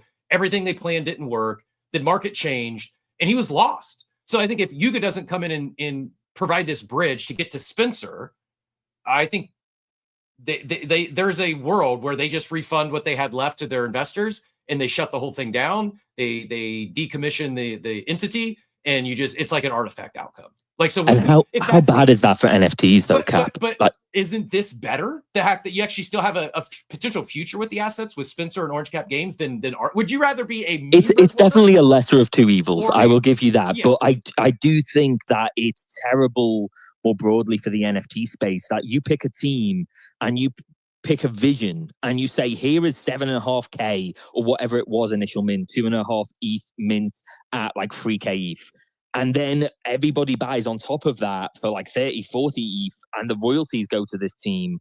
And the whole underlying buy is on this idea that they are going to do something with this, and therefore something with the funds connected to that, where you will get that value back if you're still holding. And for that to be able to be chopped up just in a couple of transactions, moving in between businesses, and all of a sudden, all of that money that, you know, retail or whatever you want to say, who have put that in for a very specific reason, which is just value return on holding that asset, for that to just disappear and for that money not to be able to be reinvested into further utility when another company comes in and takes that IP and takes that NFT asset, like that, why would anybody buy NFTs anymore if they're like, oh wait, so they can just shift it over, and then the money I've given that team to like set up whatever they're going to set up because I believe in that team, if that doesn't work out, it's literally just like they can just give it to somebody else. That's my money. Like if that was stocks and shares and they had to sell them, I would get something back, even if it was a reduction. Like, it happens all just the sounds time. wild. Yeah, it happens all the time in regular VC world. It happens all the time in small investment world. I got wrecked on buying a stake of a brewery, and then they went into bankruptcy and then fucking ripped it out from under me, and it sucks. But to me, the reason this is slightly different, and I needed that perspective, so I really do appreciate that take. But for me, the reason this is very, very different is because it was Yuga, and for me, like, that's like, I don't know, that's literally like some version of, like, say it's the gaming industry and you've invested in a game and then some like bigger company comes in. I totally get it, but Jack, I disagree because Yuga is the saving angel. You know, without Yuga, Moonbirds, you know, dies. And Yuga wants Moonbirds to survive because of other side. They've already branded with them. Yeah, 80 million pounds though. Yeah, I think, like, I hear you, Jack. The initial wrongdoer is K-Row and the initial proof team. Yeah, I agree with Vanguardius here. Yuga's like, if Yuga doesn't get that deal done, there's a world where today we're not talking about Orange Cap Games acquiring the assets, rather all those assets. It's just proof becomes Rekt, and CloneX are the space. The Moonbirds are like CloneX, where it's literally just art and there's nothing else ever coming. That was, I think that's where proof. I believe that's where proof was heading. The only way it survives, because the only thing they had of value, other than the IP, which at the time was more liability than what it was worth, the only thing they had of value was their treasury. That's the only thing they were going to, that was the oxygen to keep the thing alive for a couple of years, to find someone like Spencer's going to take and run with this. Yeah, I don't think Yuga did anything wrong here. It is, I think this happens often in traditional business. It sucks for, you know, those that bought those NFTs and were expecting something different, but I just, it kind of is what it is. Like, they, you know, made a lot of mistakes. They pivoted a couple times. Proof this is, and at the end of the day, it was, you know, they were, this one's wild because my belief, my opinion is K-Row just gave up. He couldn't take the pressure. He couldn't take the heat. Like, the dude was doing ketamine, Cap. Yeah, we can definitely say this guy dude, gave up. I've kept businesses alive by the fucking like the floss. Like, literally, I've had, this is decades ago, but I had hundreds of employees. I had a payroll go out on a Thursday. I had to sell shit on the weekend to make sure the payroll cleared on a Monday.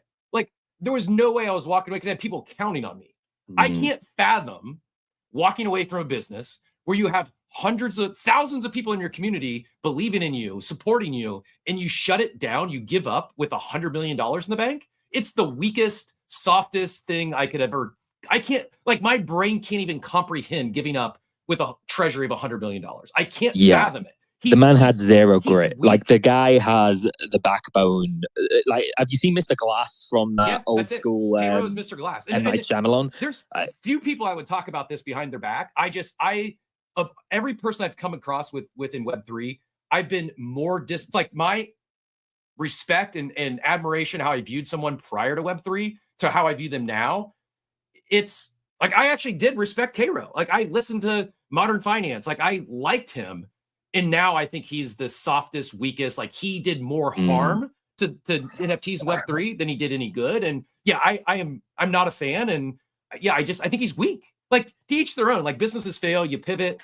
But yeah, I gotta stand on business that this isn't Yuga's fault. It's not Yuga's fault, Cap. But I look, you've definitely changed my perspective. You and Vanglory changed my perspective here, which is why I love coming on this show. Being disagreeing without being disagreeable. But I still feel like there is accountability there on Yuga's side. Like, they can't just see those funds and understand where those funds have gone from and come from. And like that project still exists, and holders still exist within that project, and feel completely comfortable with just absorbing that into like a completely separate project. But you have to do it from Yuga's they've eyes. got to support it, dude. They have to. But you have to do it from Yuga's eyes. They didn't absorb the treasury. They sold equity in their company for $50 to $100 million.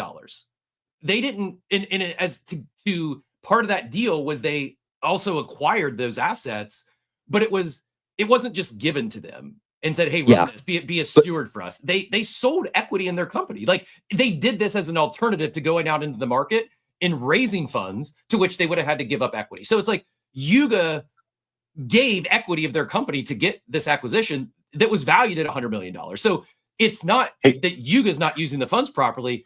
Captain, had to do it I got a question. I mean, I see it differently, actually. I see it like a Kickstarter, man. It's still Kickstarter mode. Kickstarters fail all the time. And, I don't hate on Moonbirds for it. K-Rose, it's fucking high pressure when you scale so fucking quickly. I think that, I'll do a throwback Thursday for Wednesday. 888 did the same thing. He did this huge fucking mess, made a gigantic mess, and then he couldn't handle the pressure. And sadly, when you close up shop, the money doesn't go back to the way you route. The money goes back to the guaranteed lenders. But like, how much money are we talking here? Because 80 million and basically pure runway is very different than, just churning through runway and knowing this thing can't possibly exist. I think this is the only thing for me is, look, if Yuga literally just saw this as a play to, as we've sort of discussed here, was just to get hold of that treasury for cheap, and they didn't believe or had any intention to actually try and push Moonbirds forward and the IP and the holders and actually try to create things from that, I don't like that. I don't like that as a play. Is it just like, okay, we're going to acquire any project that basically raised through hype, and we're just going to absorb that money, but it's not our fault, it's the previous project's fault? I think there's more accountability, and there's more, like, this is the space that they built on. They are like literally the NFT space, Yuga. Like, this is my biggest issue is what would you rather they do? Because they are keeping it alive. They kept the brand alive. They now found a great steward to push the brand forward. At least the market believes it's a great steward. They've responded in kind. That seems they're favorable of Orange Cash Game and Spencer taking over. It's going to live on Ape Chain. It's going to be in the other side still. Spencer's going to do more with it, whether it's a TCG game or something else. What would you have rather seen Yuga done? Do you think they like? I don't. Do you think? Are you saying they should have given all or some of the treasury to Spencer? No. So what I would say would be there was a clear value proposition from Yuga's perspective of the infrastructure they already had. that could be utilized to support Moonbirds.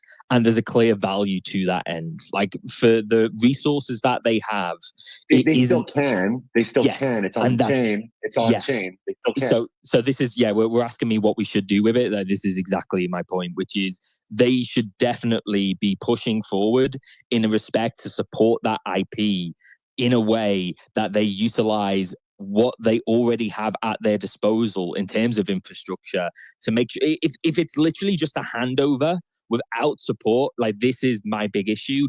And then yes, some of the treasury funds should also go to supporting that just purely for the holder's perspective. And that might be naive and that might be just a ridiculous proposal, but like this. I like in a utopia, I don't disagree with you. Like we also have to keep in mind, Yuga has investors. Like they're going to say no. Like a board's not going to let them just be a charity. Like they're running a business. They sold equity for capital. I don't see there's any scenario where Yuga's board is going to say, yeah, we should, these assets that we're selling, we should also give them a chunk of this treasury that we got by way of these other assets. Not give, but like invest, like if Spencer has come to them. Maybe they did. We don't know. They can help. They can help with other side. Remember that. They have some powers, but they'll help with the building. They won't help with money. Maybe they did. They'll help with their assets. They can help Moonbirds survive. Yeah, hold That's how they help. Yeah, maybe they did. We don't know. The deal is not public. There's a chance that Yuga is on the Orange Cap Games cap table now. Yuga's invested in many other startups in this space that they don't narrowly publicize. So there is we're speculating. There's a world where Yuga put in $5 million of capital into Orange Cap Games and they're a minority shareholder. We don't know. I just like that is a possibility. I understand where you're coming from. I just what we've seen transpire, I think is very normal in business world. Yeah, like that's fair point, and I definitely don't want to hijack this any further, but yeah, just something that really does stick to me in a way where I do not like what that means for the space more broadly. If that sort of behavior is just seen as, look, it happens in traditional industries, it's going to happen here, even with the best actors that have literally built $1 billion company off the back of the NFT space and the people within it. Like it's that to me. I would just love them to at least acknowledge that there is going to be support there. And if they are doing that, if they have put some money on the table, just be transparent about that. Like, give us a little transparency. What exactly has happened here? Like, how much room does Moonbirds have to run here? Because this is something that I feel since that acquisition, it is not just a handover and move on situation now. Like if they have kept those funds, they owe the holders, not necessarily Spencer, but they owe the holders that they have just kept in limbo for a year, a little bit more support and infrastructure in any way they can, just to make sure that IP and those holders don't literally just watch that thing go to zero. I feel there's a greater chance of Moonbirds remaining a going concern now than I have in the last several years, because they have a founder-led team that's driving it now, and that not only is a founder-led team, it's a fraction of the overhead as Yuga. I don't know how many employees he had, but he shared with us the other day, they didn't acquire any employees. There's one person over there that's been working solely on Moonbirds that they may or may not bring onto the team, but they acquired no overhead with this, is my understanding. They just got the assets. Presumably their business is already profitable, or they've got funding to where they've got plenty of runway. So I think this move, by cutting all the fat and everything else, what Yuga's building is very expensive. And even though they may have the existing team and existing infrastructure, you got to have product managers, you got to be thinking about this other brands, and much more overhead to do that with a organization that's, at least at one point was $1 billion entity than it is in a startup like Orange Cap Games, where they don't have the overhead. And I don't know. I hear you. I think that I actually think this may end up being the best. Sure, we all wish things would have played out differently initially, but of all the potential outcomes, I think this is a pretty decent one for Moonbirds and all those holders. Yeah, the first thing that came to my mind, and then I'm going to end on this, is when Spencer took over, it was ooh, this might be the next Luca. Like, this actually is somebody who is tied enough into the space and has enough experience and hopefully way more grit than Cairo ever had, because he's been here the whole time. And also with an investment vehicle within NFTs, a profitable one for like a long time. So like obviously knows at least something about how to execute in this space. My only concern is with Luca, royalties, I believe, was still a big thing. So, you know, when Pudgies and when Little Pudgies started to see momentum because of how he was executing, before they got to a point with the plushies and before they got to a point where actually, you know, there was some outside value coming in to the project, which wasn't required for sales on the NFT side, that's the thing where I'm like, if those guys have got like zero runway and they're just doing this all off their own back and there's no royalties coming in either, that's gonna hurt. Like, I would love to know how much these guys have earned with the move from like 0.3 to 0.8. Like, did they get anything from the royalty side on that? Because I know they moved contracts when they did the artwork update, but I still don't think any of these marketplaces really honor that. Well, I forgot they moved contracts. If they move contracts, then they should, no? I thought they did. I thought that was what like part of the reason for the move. Obviously, it was to like save the IP and like allow that to go non CCO. But I thought, you know, why wouldn't they have moved contract with that also? Because the IP moved. So the actual, and they put it on chain, right? They put the initial pixel artwork on chain. So this would have had to be a new I could be wrong here. I could be completely talking out my ass at this point. But yeah, that's. I really do hope they're getting something from the royalty side, and that's my final point. I also, you bring up an interesting point. I actually kind of makes me want to go back and look at some royalty reports, because Good Vibes Club has been printing on royalties. I haven't even given it thought until right now. Does OpenSea 2, is there anything built into OpenSea 2 that protects royalties, or it's all dependent on the contract, I would guess? I would imagine so, because otherwise they're just, you know, they've been down that road with Blair. They just know that they're going to lose. Does anyone know? I mean, I've used the new OpenSea, but I haven't paid attention. Are you even able to zero out royalties on OpenSea 2, or you're not? Are you? Like, if royalties are coded, I think you pay them on OpenSea 2. Does anyone know? We'll assume yes. If I'm wrong, check me in the chat. But I think on the new OpenSea that royalties are protected, or you don't have the option to zero them out like you did on for a while and like you could on Blur. But yeah, not to poo-poo your take. I hear you. As a former Moonbirds holder, I wish that would have played out a lot differently.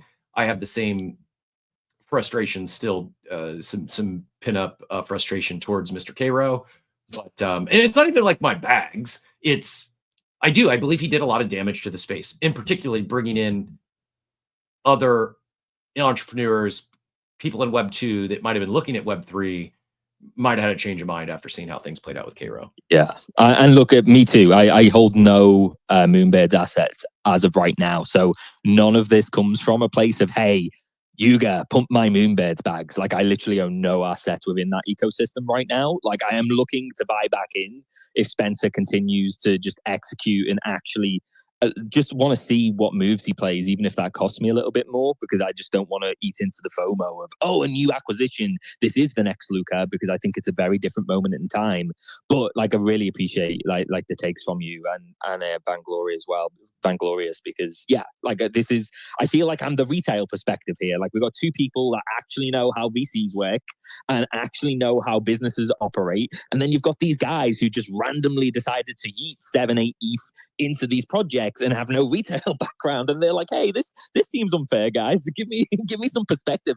I mean, the reality is this is part of the problem, right? Like, Vainglory has referred to it as like a type of Kickstarter. We all knew we weren't getting equity or any shares in these companies when we were buying these assets. However, a lot of us did feel vested. We did. Yeah, there were implications, right, Cap? Like, yeah. we knew it was, for legal reasons, we knew that they couldn't say those words, right. But there were implications that, look, if everything goes well, or let's say there's an $80 million fund somewhere. Okay, guys. No more sad facts. No more sad facts. Come on. Get over it. Okay, guys, last thing. I mean, I'm crying over a contract I didn't get fucking signed 4 years ago that is worth so fucking much money. And I gotta fucking do a Facebook fight and be that stupid asshole in 6 years. And I'm like, fuck, what the fuck? But I can't cry over it. I can't cry over it. I just No, accept. we can cry over it if we feel No. like it will actually change the direction of how people behave in the space. Like I think that at least that's where my my cope comes from. Like I don't say this because it's like, where you could suck my money. It's more just this idea that look, this behavior needs to be highlighted a little bit, and like if we actually want to start bringing in new people to the ecosystem, I don't think this sort of history is going to be looked upon well. You know, that's really where I'm at, and hopefully they will show the support that's required. Hopefully Spencer absolutely continues to crush it, and I have to buy a Moonbird at like 2 or 3 by the time I realize. Like I would much rather that future. All right, Jack, I agree, and let's move on to the next topic, Captain. Bring it up to the next topic, but yeah, Nicholas, I appreciate. I think you got to learn from our past mistakes. That's it. I Learn from our appreciate, past mistakes. I appreciate jumping Captain, in. move on. Yeah, I appreciate jumping in. We are going to stick with Hanzo. We've had Acid Keys been super patient waiting to get in here with his hand up. Acid Keys, appreciate your patience. GM, what brought you up? What's good? Appreciate you, Captain. Love your space, by the way. You know me, bro. I might handle stay up for like an hour, but I don't even care. But I mean, I'm not gonna lie. I smoke, so if I forget what I'm gonna say, I'm gonna just stick with the moment. You know, that's how I am. But yeah, I was gonna throw out there real quick. I've been here for like 4 years, almost 5 years in crypto with you guys on Twitter. Literally on Twitter for about 4 years. And I mean, I've been around since Bored Apes launched and all this shit. I think like in the back of my head, I think it's cool what they did, but I'm just gonna stick to like how I feel. I feel like the Bored Apes are buying out projects to make sure they're not on top of them in the list, but it didn't work out because, you know what I mean? Some projects are just doing their own thing, you know, better kind of thing in ways. In some ways, they do things better in certain ways. Like every project has their peak points, right? Bored Apes are good at managing businesses, you know, say type shit, because they're good at buying and selling stuff, you know, doing acquirements, you know, IP, things like that. Like how the Moonbirds are going to a gaming company now, Orange, whatever it's called. This is my first time hearing about this stuff till today. I heard about this stuff like maybe like 2 minutes ago from y'all, so I'm kind of new to all this stuff right now. But I just feel like they kind of were sold to that company because honestly, think about this. Let's say I'm gonna use you for example, Captain. You're a streamer, right? A live streamer, you know, a space host on Twitter, on X, right? Let's say your boss said, "Hey, today, I'm sorry, bro, but your company just got sold to a gaming company, right? And your job now, instead of being a spaces host, is you're gonna host voice chats in the game, right? Would you just be like, all right, my new job, you know, my title, right? Would you be okay with it, or would you say like, hey, it's my company, you know, like I can't do shit about it, right? Like just imagine you're working with some company, right? And your whole business gets sold somewhere else, and you're like, damn, now my job title is this instead, right? So just think of it that way. Like the Moonbirds came in here as an art project with their IP stuff, you know, and now they're owned by a gaming company, you know what I'm saying? So it's like in their mind, they're probably thinking, what are we even doing over here? You know, like, are we supposed to be here? Are we supposed, you know what I mean? It's kind of like identity crisis, right? They're probably having it right now, but it's okay though. I understand. I'm a duck. You know, I understand how that shit is. But anyway, but like, bro, a lot of shit going on in crypto. I noticed now. I just got back like a couple days ago, listening to Spaces again, and like, damn, shit is different. Yeah, like it's different. But yeah, I'm still turning in, learning everything going on right now. Just when I remember what I'm gonna say, I'll tell you. But I'll keep my hand up if I have something else. So appreciate you, bro. Good deal. Appreciate you popping up. And yeah, it has been popping off from all directions on the news front recently. All kind of madness. And on the news front, I just pinned up a post up top, kind of quietly. I mean, we knew this was happening, but it snuck up on me. I didn't realize it's happening tomorrow. Circle's IPO is taking place tomorrow. So on the topic of VCs and business dealings and difference between Web 2 and Web 3 and public companies, Circle, a crypto company, going public tomorrow. IPO is now said to be 25x oversubscribed. Seems like a decent deal at $7 billion. Revenue of $1.7 billion last year. Grew more than 2x in 2 years, though earnings fell. Obviously, lots of exposure to stablecoin regulation. Imagine it'll pop on day one. I just want to repeat this again. Circle, which generated $1.7 billion last year, is IPOing at a $7 billion valuation. Pump.fun, which did $0.7 billion last year, is raising at a $4 billion valuation. If we're just looking at revenue, I said it earlier to Steve, like, I think a $4 billion valuation for Pump.fun based purely on their financial metrics is conservative. If at best, at worst, it's like in line with a company that generated $700 million in their first year. It took Circle years to get to this point. In fact, I bet if you lay Pump Fun's growth over Circle's, they crushed them on a long enough timeline. Now, I don't expect Pump Fun to continue to grow at their same trajectory. I think they've already topped, but they're still printing tens of millions of dollars a month. Go ahead, Asa Keys. Yo, appreciate that. Because I had a thought right there when he said it. I was like, wait a minute, they're not done yet. Because look, I'm not gonna lie. If I was the owners of Pump Fun, what I would do is, I mean, I kind of already looked it up online on my phone before I talked to y'all about this shit. But I just do this a lot. I look at AI and I talk to AI every day nowadays. So mind me, y'all, I'm an AI friend now. But so I was like, Pump Fun should make it like get an island, do some kind of Pump Fun University where you have to like, do some tokenized shit, some onboarding stuff, you know what I mean? Some social environment kind of like, you know what I mean? Like social equity tokens and shit like that. I was like putting the whole thing together in my phone and shit and my AI thing, whatever. But yeah, like they should transition to something that's more social, like, economic type shit, where it's more of like when you guys were talking earlier about Patreon type shit, right? Just imagine if they like, did their own little like university type shit, right? Because everybody's doing that nowadays. It's like, you know what? Don't just flop and sell out, you know what I mean? Just stop what you're doing. Just transition to something else, like how Bored Apes can sell the Moonbirds to get them to go somewhere else, you know what I mean? They could do the same shit. Pump Fun could be like, hey, let's do something else, just transition to something bigger, you know what I mean? But it's like, I would rather not sell, you know what I mean? Just like transition. That's what I kind of hope they would do. But, that's just how I feel. Fair. I'm going to circle back a little bit. Shout out to Joey Vowles and Phonics in the War Room. We were talking about SVM, Solana L2s, Eclipse, Sonic, and Atlas are 3. I've not used any of them. Some follow-up comments. Solana has hated on L2s for so long. I don't know. I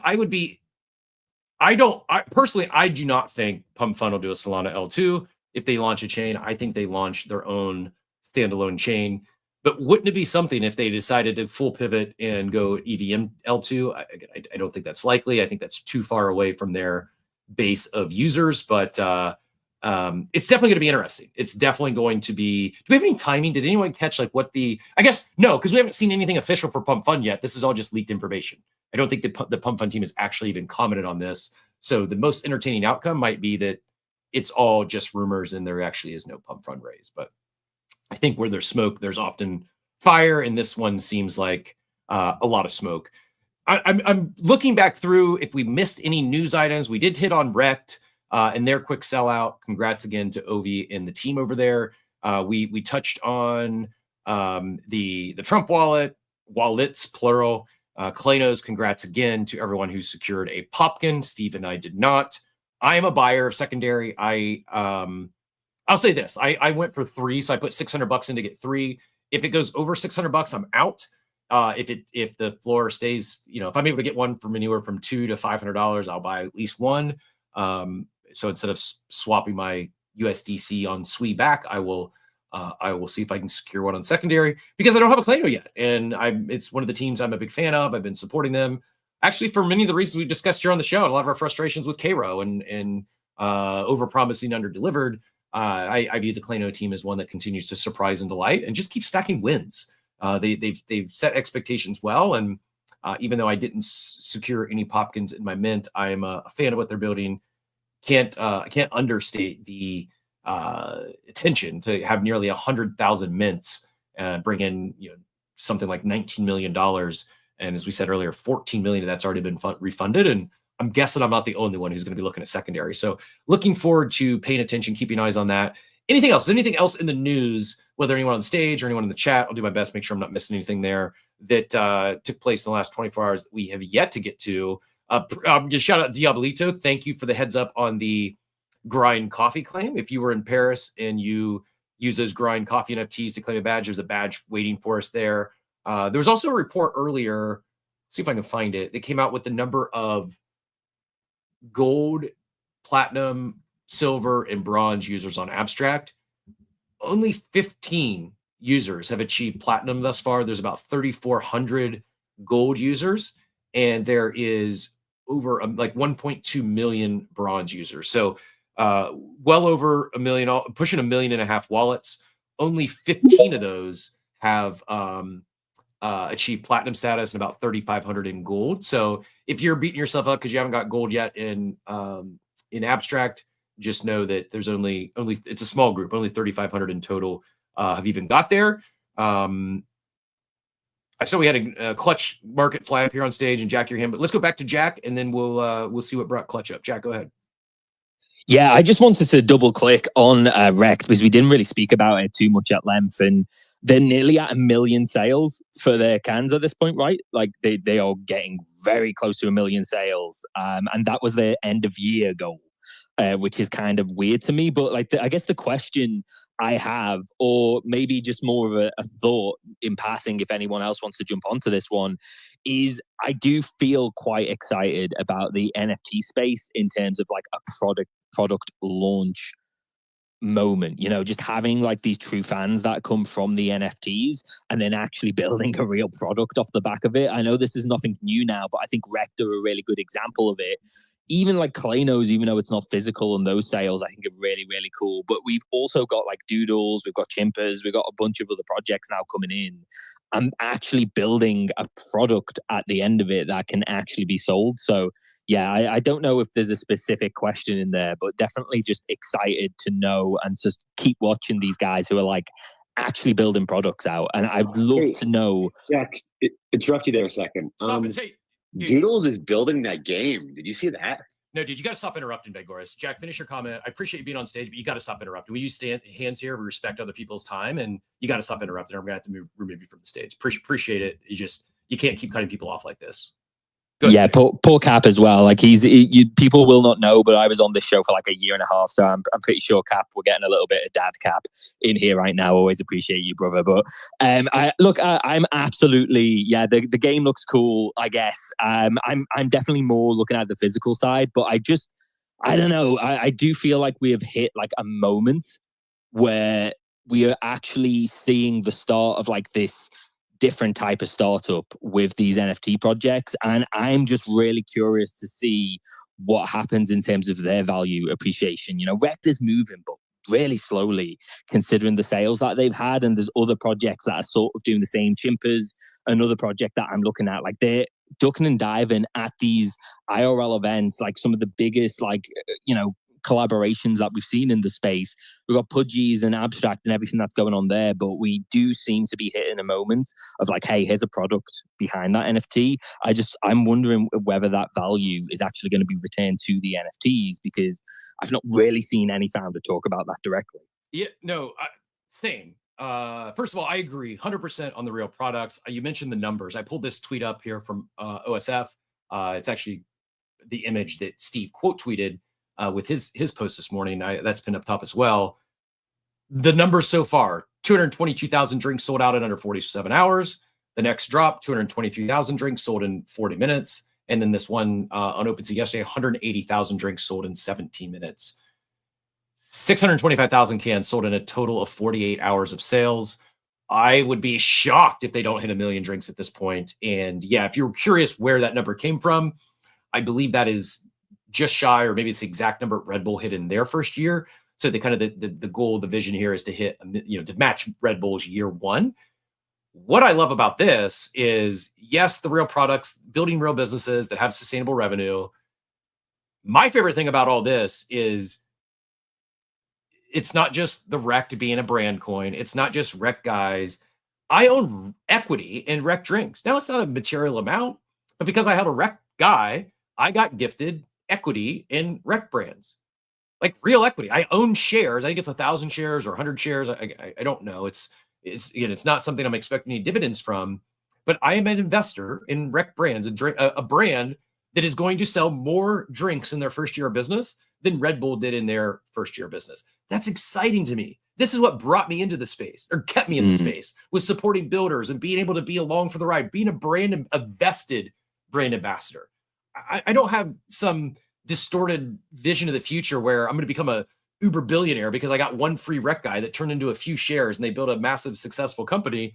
But you know what? If someday I end up cashing out $5,000 or $10,000 of Rekt shares because I was their day one supporter, just imagine that. Imagine if you got even 100 shares of Red Bull in their first year, that you probably did all right. Now, the chances of any Web3 company attaining the success of Red Bull is slim to none.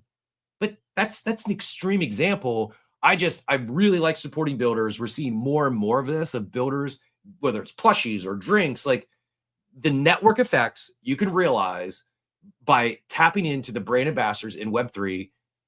It's something. It really is something. And we've seen it. The proof of concept is there.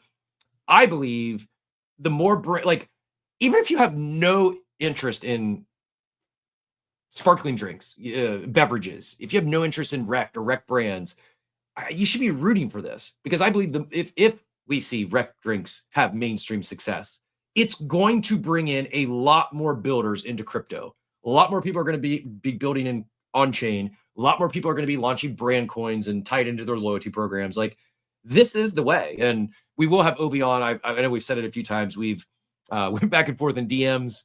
We're in emails. We need to find a date that works for all of us, but we will get him on to do the deep dive here. But yeah, if you missed this one, tremendous success.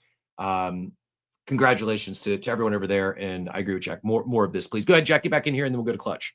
Yeah, it's the pudgy moment, right? Like, this is like the last time I saw anything in this respect was when pudgies hit Amazon, and day one they were top chart for plushie sales. Like, and I'm wondering how many times this needs to happen in different industries where they just get absolutely blown out of the water because of a product that started with NFTs, with an actual community behind it, who are then just going to live and die. And I think Rekt Guy, the one thing that they have done well that, maybe a couple other like product related projects haven't yet really tapped, is I feel like everyone's rooting for them, just like pudgies. Like, it wasn't pudgy holders that got those plushies to the top. It was literally everyone in Web3 just being like, yeah, look, a Web3 brand are actually doing something. I'm going to go support. I feel like this might be their moment. And it's just really interesting to me from a price speculation standpoint, but also in a standpoint of like, if NFTs are going to come back, it's this that's going to bring them back. It's not necessarily going to be meme coins and launching another meme coin off a project. So I agree, it is going to be this, but I would say I think meme coins can play a role so long as it's actually a loyalty coin, a utility coin that masquerades as a meme coin. I think Rekt is a good meme. Rekt is a good meme coin. It's not a meme coin. Yeah, that's what I mean. Yeah, like literally this, like that definition is so important, because coins 100%. Meme coins, not so much. If you're just like attaching your brand to a meme coin to launch it, and then there's no accountability for your brand to help that meme coin afterwards, that's the distinction I'm trying to make. But yeah, if this is a moment, and I feel like it is, then I think Rekt Guy is one to watch, but also just watching products actually build right now. There's so many of them that are in that like 0.3 to 0.5 range, where I'm just like, yeah, this is watching everyone else say that meme coins are dead and it's gambling and Pump.fun is ridiculous and people just hating on that side of the timeline. I wonder how long it is going to be until they're exhausted and maybe start looking at NFTs a little bit more closely. Yep, I agree wholeheartedly. Exciting time to be here. A lot of fun building going on, and get out there, get active, support your favorite builder. Before we go to Clutch, I got to drop the question for the chat. Is it Sui or Sui? We must know. We didn't talk about it earlier. We were talking Sui or Sui this morning in all the Popkins mania, but yeah, is it Sui or Sui? What's the correct pronunciation? A Clutch, go ahead and get in here. I think we're gonna have the pleasure of having you back on tomorrow, if I'm not mistaken. But what do we have the pleasure this morning? What brought you up today? GM. I'm GM captain. Yeah, for those who don't know, this is OX Simple Farmer. I'm the founder of Clutch Market, and we're the first polymarket parlay platform. And we launched a whole ecosystem on ApeChain, including the Clutch Puppies NFT, just project we're really focusing on providing elite levels of utility and revenue for our holders through ApeChain. And I just wanted to get on, Captain, to let everybody know about the collaboration we have started and agreed to with Billy Bets. So awesome. We're going to be integrating Billy Bets in the Clutch Market. Billy Bets is going to be integrating Clutch Market into their platform. And yeah, so they're going to have some exposure to ApeChain as well in that way. And then we also have a really, really, really huge collaboration that we're announcing tomorrow, right? Or today? Yeah, I don't know what that might be, but yeah, definitely tune in tomorrow for an exciting announcement. Speaking of Billy Bets, Bunchy will be joining us, the founder of Billy Bets, one of the co-founders over there and CEO, going to be joining us tomorrow here on Coffee. We will also have another announcement. If you're good at connecting dots, you might be able to pick up what I'm putting down here, but we're going to keep we're going to keep the anticipation building and make y'all wait until tomorrow to actually get the full announcement. But as I stall here, I'm looking for a tweet I sent out to give a little love both to Clutch Markets and Billy Bets, because it's increasing my betting bankroll. I kid you not. The day before they announced this collaboration, I did my, like, you know what, I'm gonna do this. I have access to the Billy Bets dashboard. I need to ask Bunch tomorrow. I hold, I don't know what the total amount is you need to hold to get access to the dashboard. But anyways, I have access to Billy Bets dashboard. So I went in there and I picked its top 2 conviction bets of the day. It happened to be the Angels and the Twins. I put a 2-game parlay down on it. I placed that on Clutch Markets. The next morning, I open it up, it hit, and then I find out within minutes that Clutch Markets and Billy Bets were doing a collaboration. So it was funny. They said the perfect collaboration doesn't exist. And I had to absolutely agree, because I did no study, no research. I simply used those 2 platforms and turned 10 ape into 35.8 ape based off that collaboration. So yeah, stay tuned. More coming on that. And yeah, if you're into, we'll do our normal show tomorrow, but if you're into sports betting, parlays, on-chain betting, prediction markets at all, you're going to want to catch tomorrow's AI with Bunch and some other fun stuff coming for this group. So looking forward to that one. Great to hear from you this morning, Simple Farmer. And yeah, looking forward. We haven't even finalized the plans for tomorrow, but yeah, looking forward to having you back and doing a little deeper dive with Bunch. With that, we hit the 10 o'clock hour almost perfectly. I do appreciate everyone jumping up the stage. And Vanguard, don't take it personal. I had to set the remind of the rules of engagement on the stage. Appreciate you understanding. Appreciate everyone who added to the conversation today. Appreciate all the support in the chat, all the love out there. And Jack, great to hear your voice. Many of us have missed your fine British accent here. So good to hear you back on stage. Always welcome, always a pleasure. And gonna be fun to follow this along, see what comes of Orange Cap Games and the business they're building, to see what comes of Rekt Drinks and the business they're building.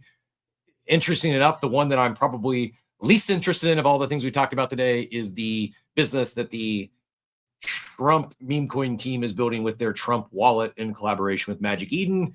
I'm not a participant in that one, but good luck to all involved, and we'll be following that as well. But as always, appreciate y'all being here. We'll be back tomorrow, 8 a.m. Eastern time. And as my buddy Steve would say, I hope you all have a wonderful, wonderful day. Thanks for tuning into Coffee with Captain, powered by ApeCoin. We hope you enjoyed the show, and remember, nothing we discussed today is financial advice. Until next time, keep exploring, stay curious, and we'll see you soon. Have a great day. Welcome to the future.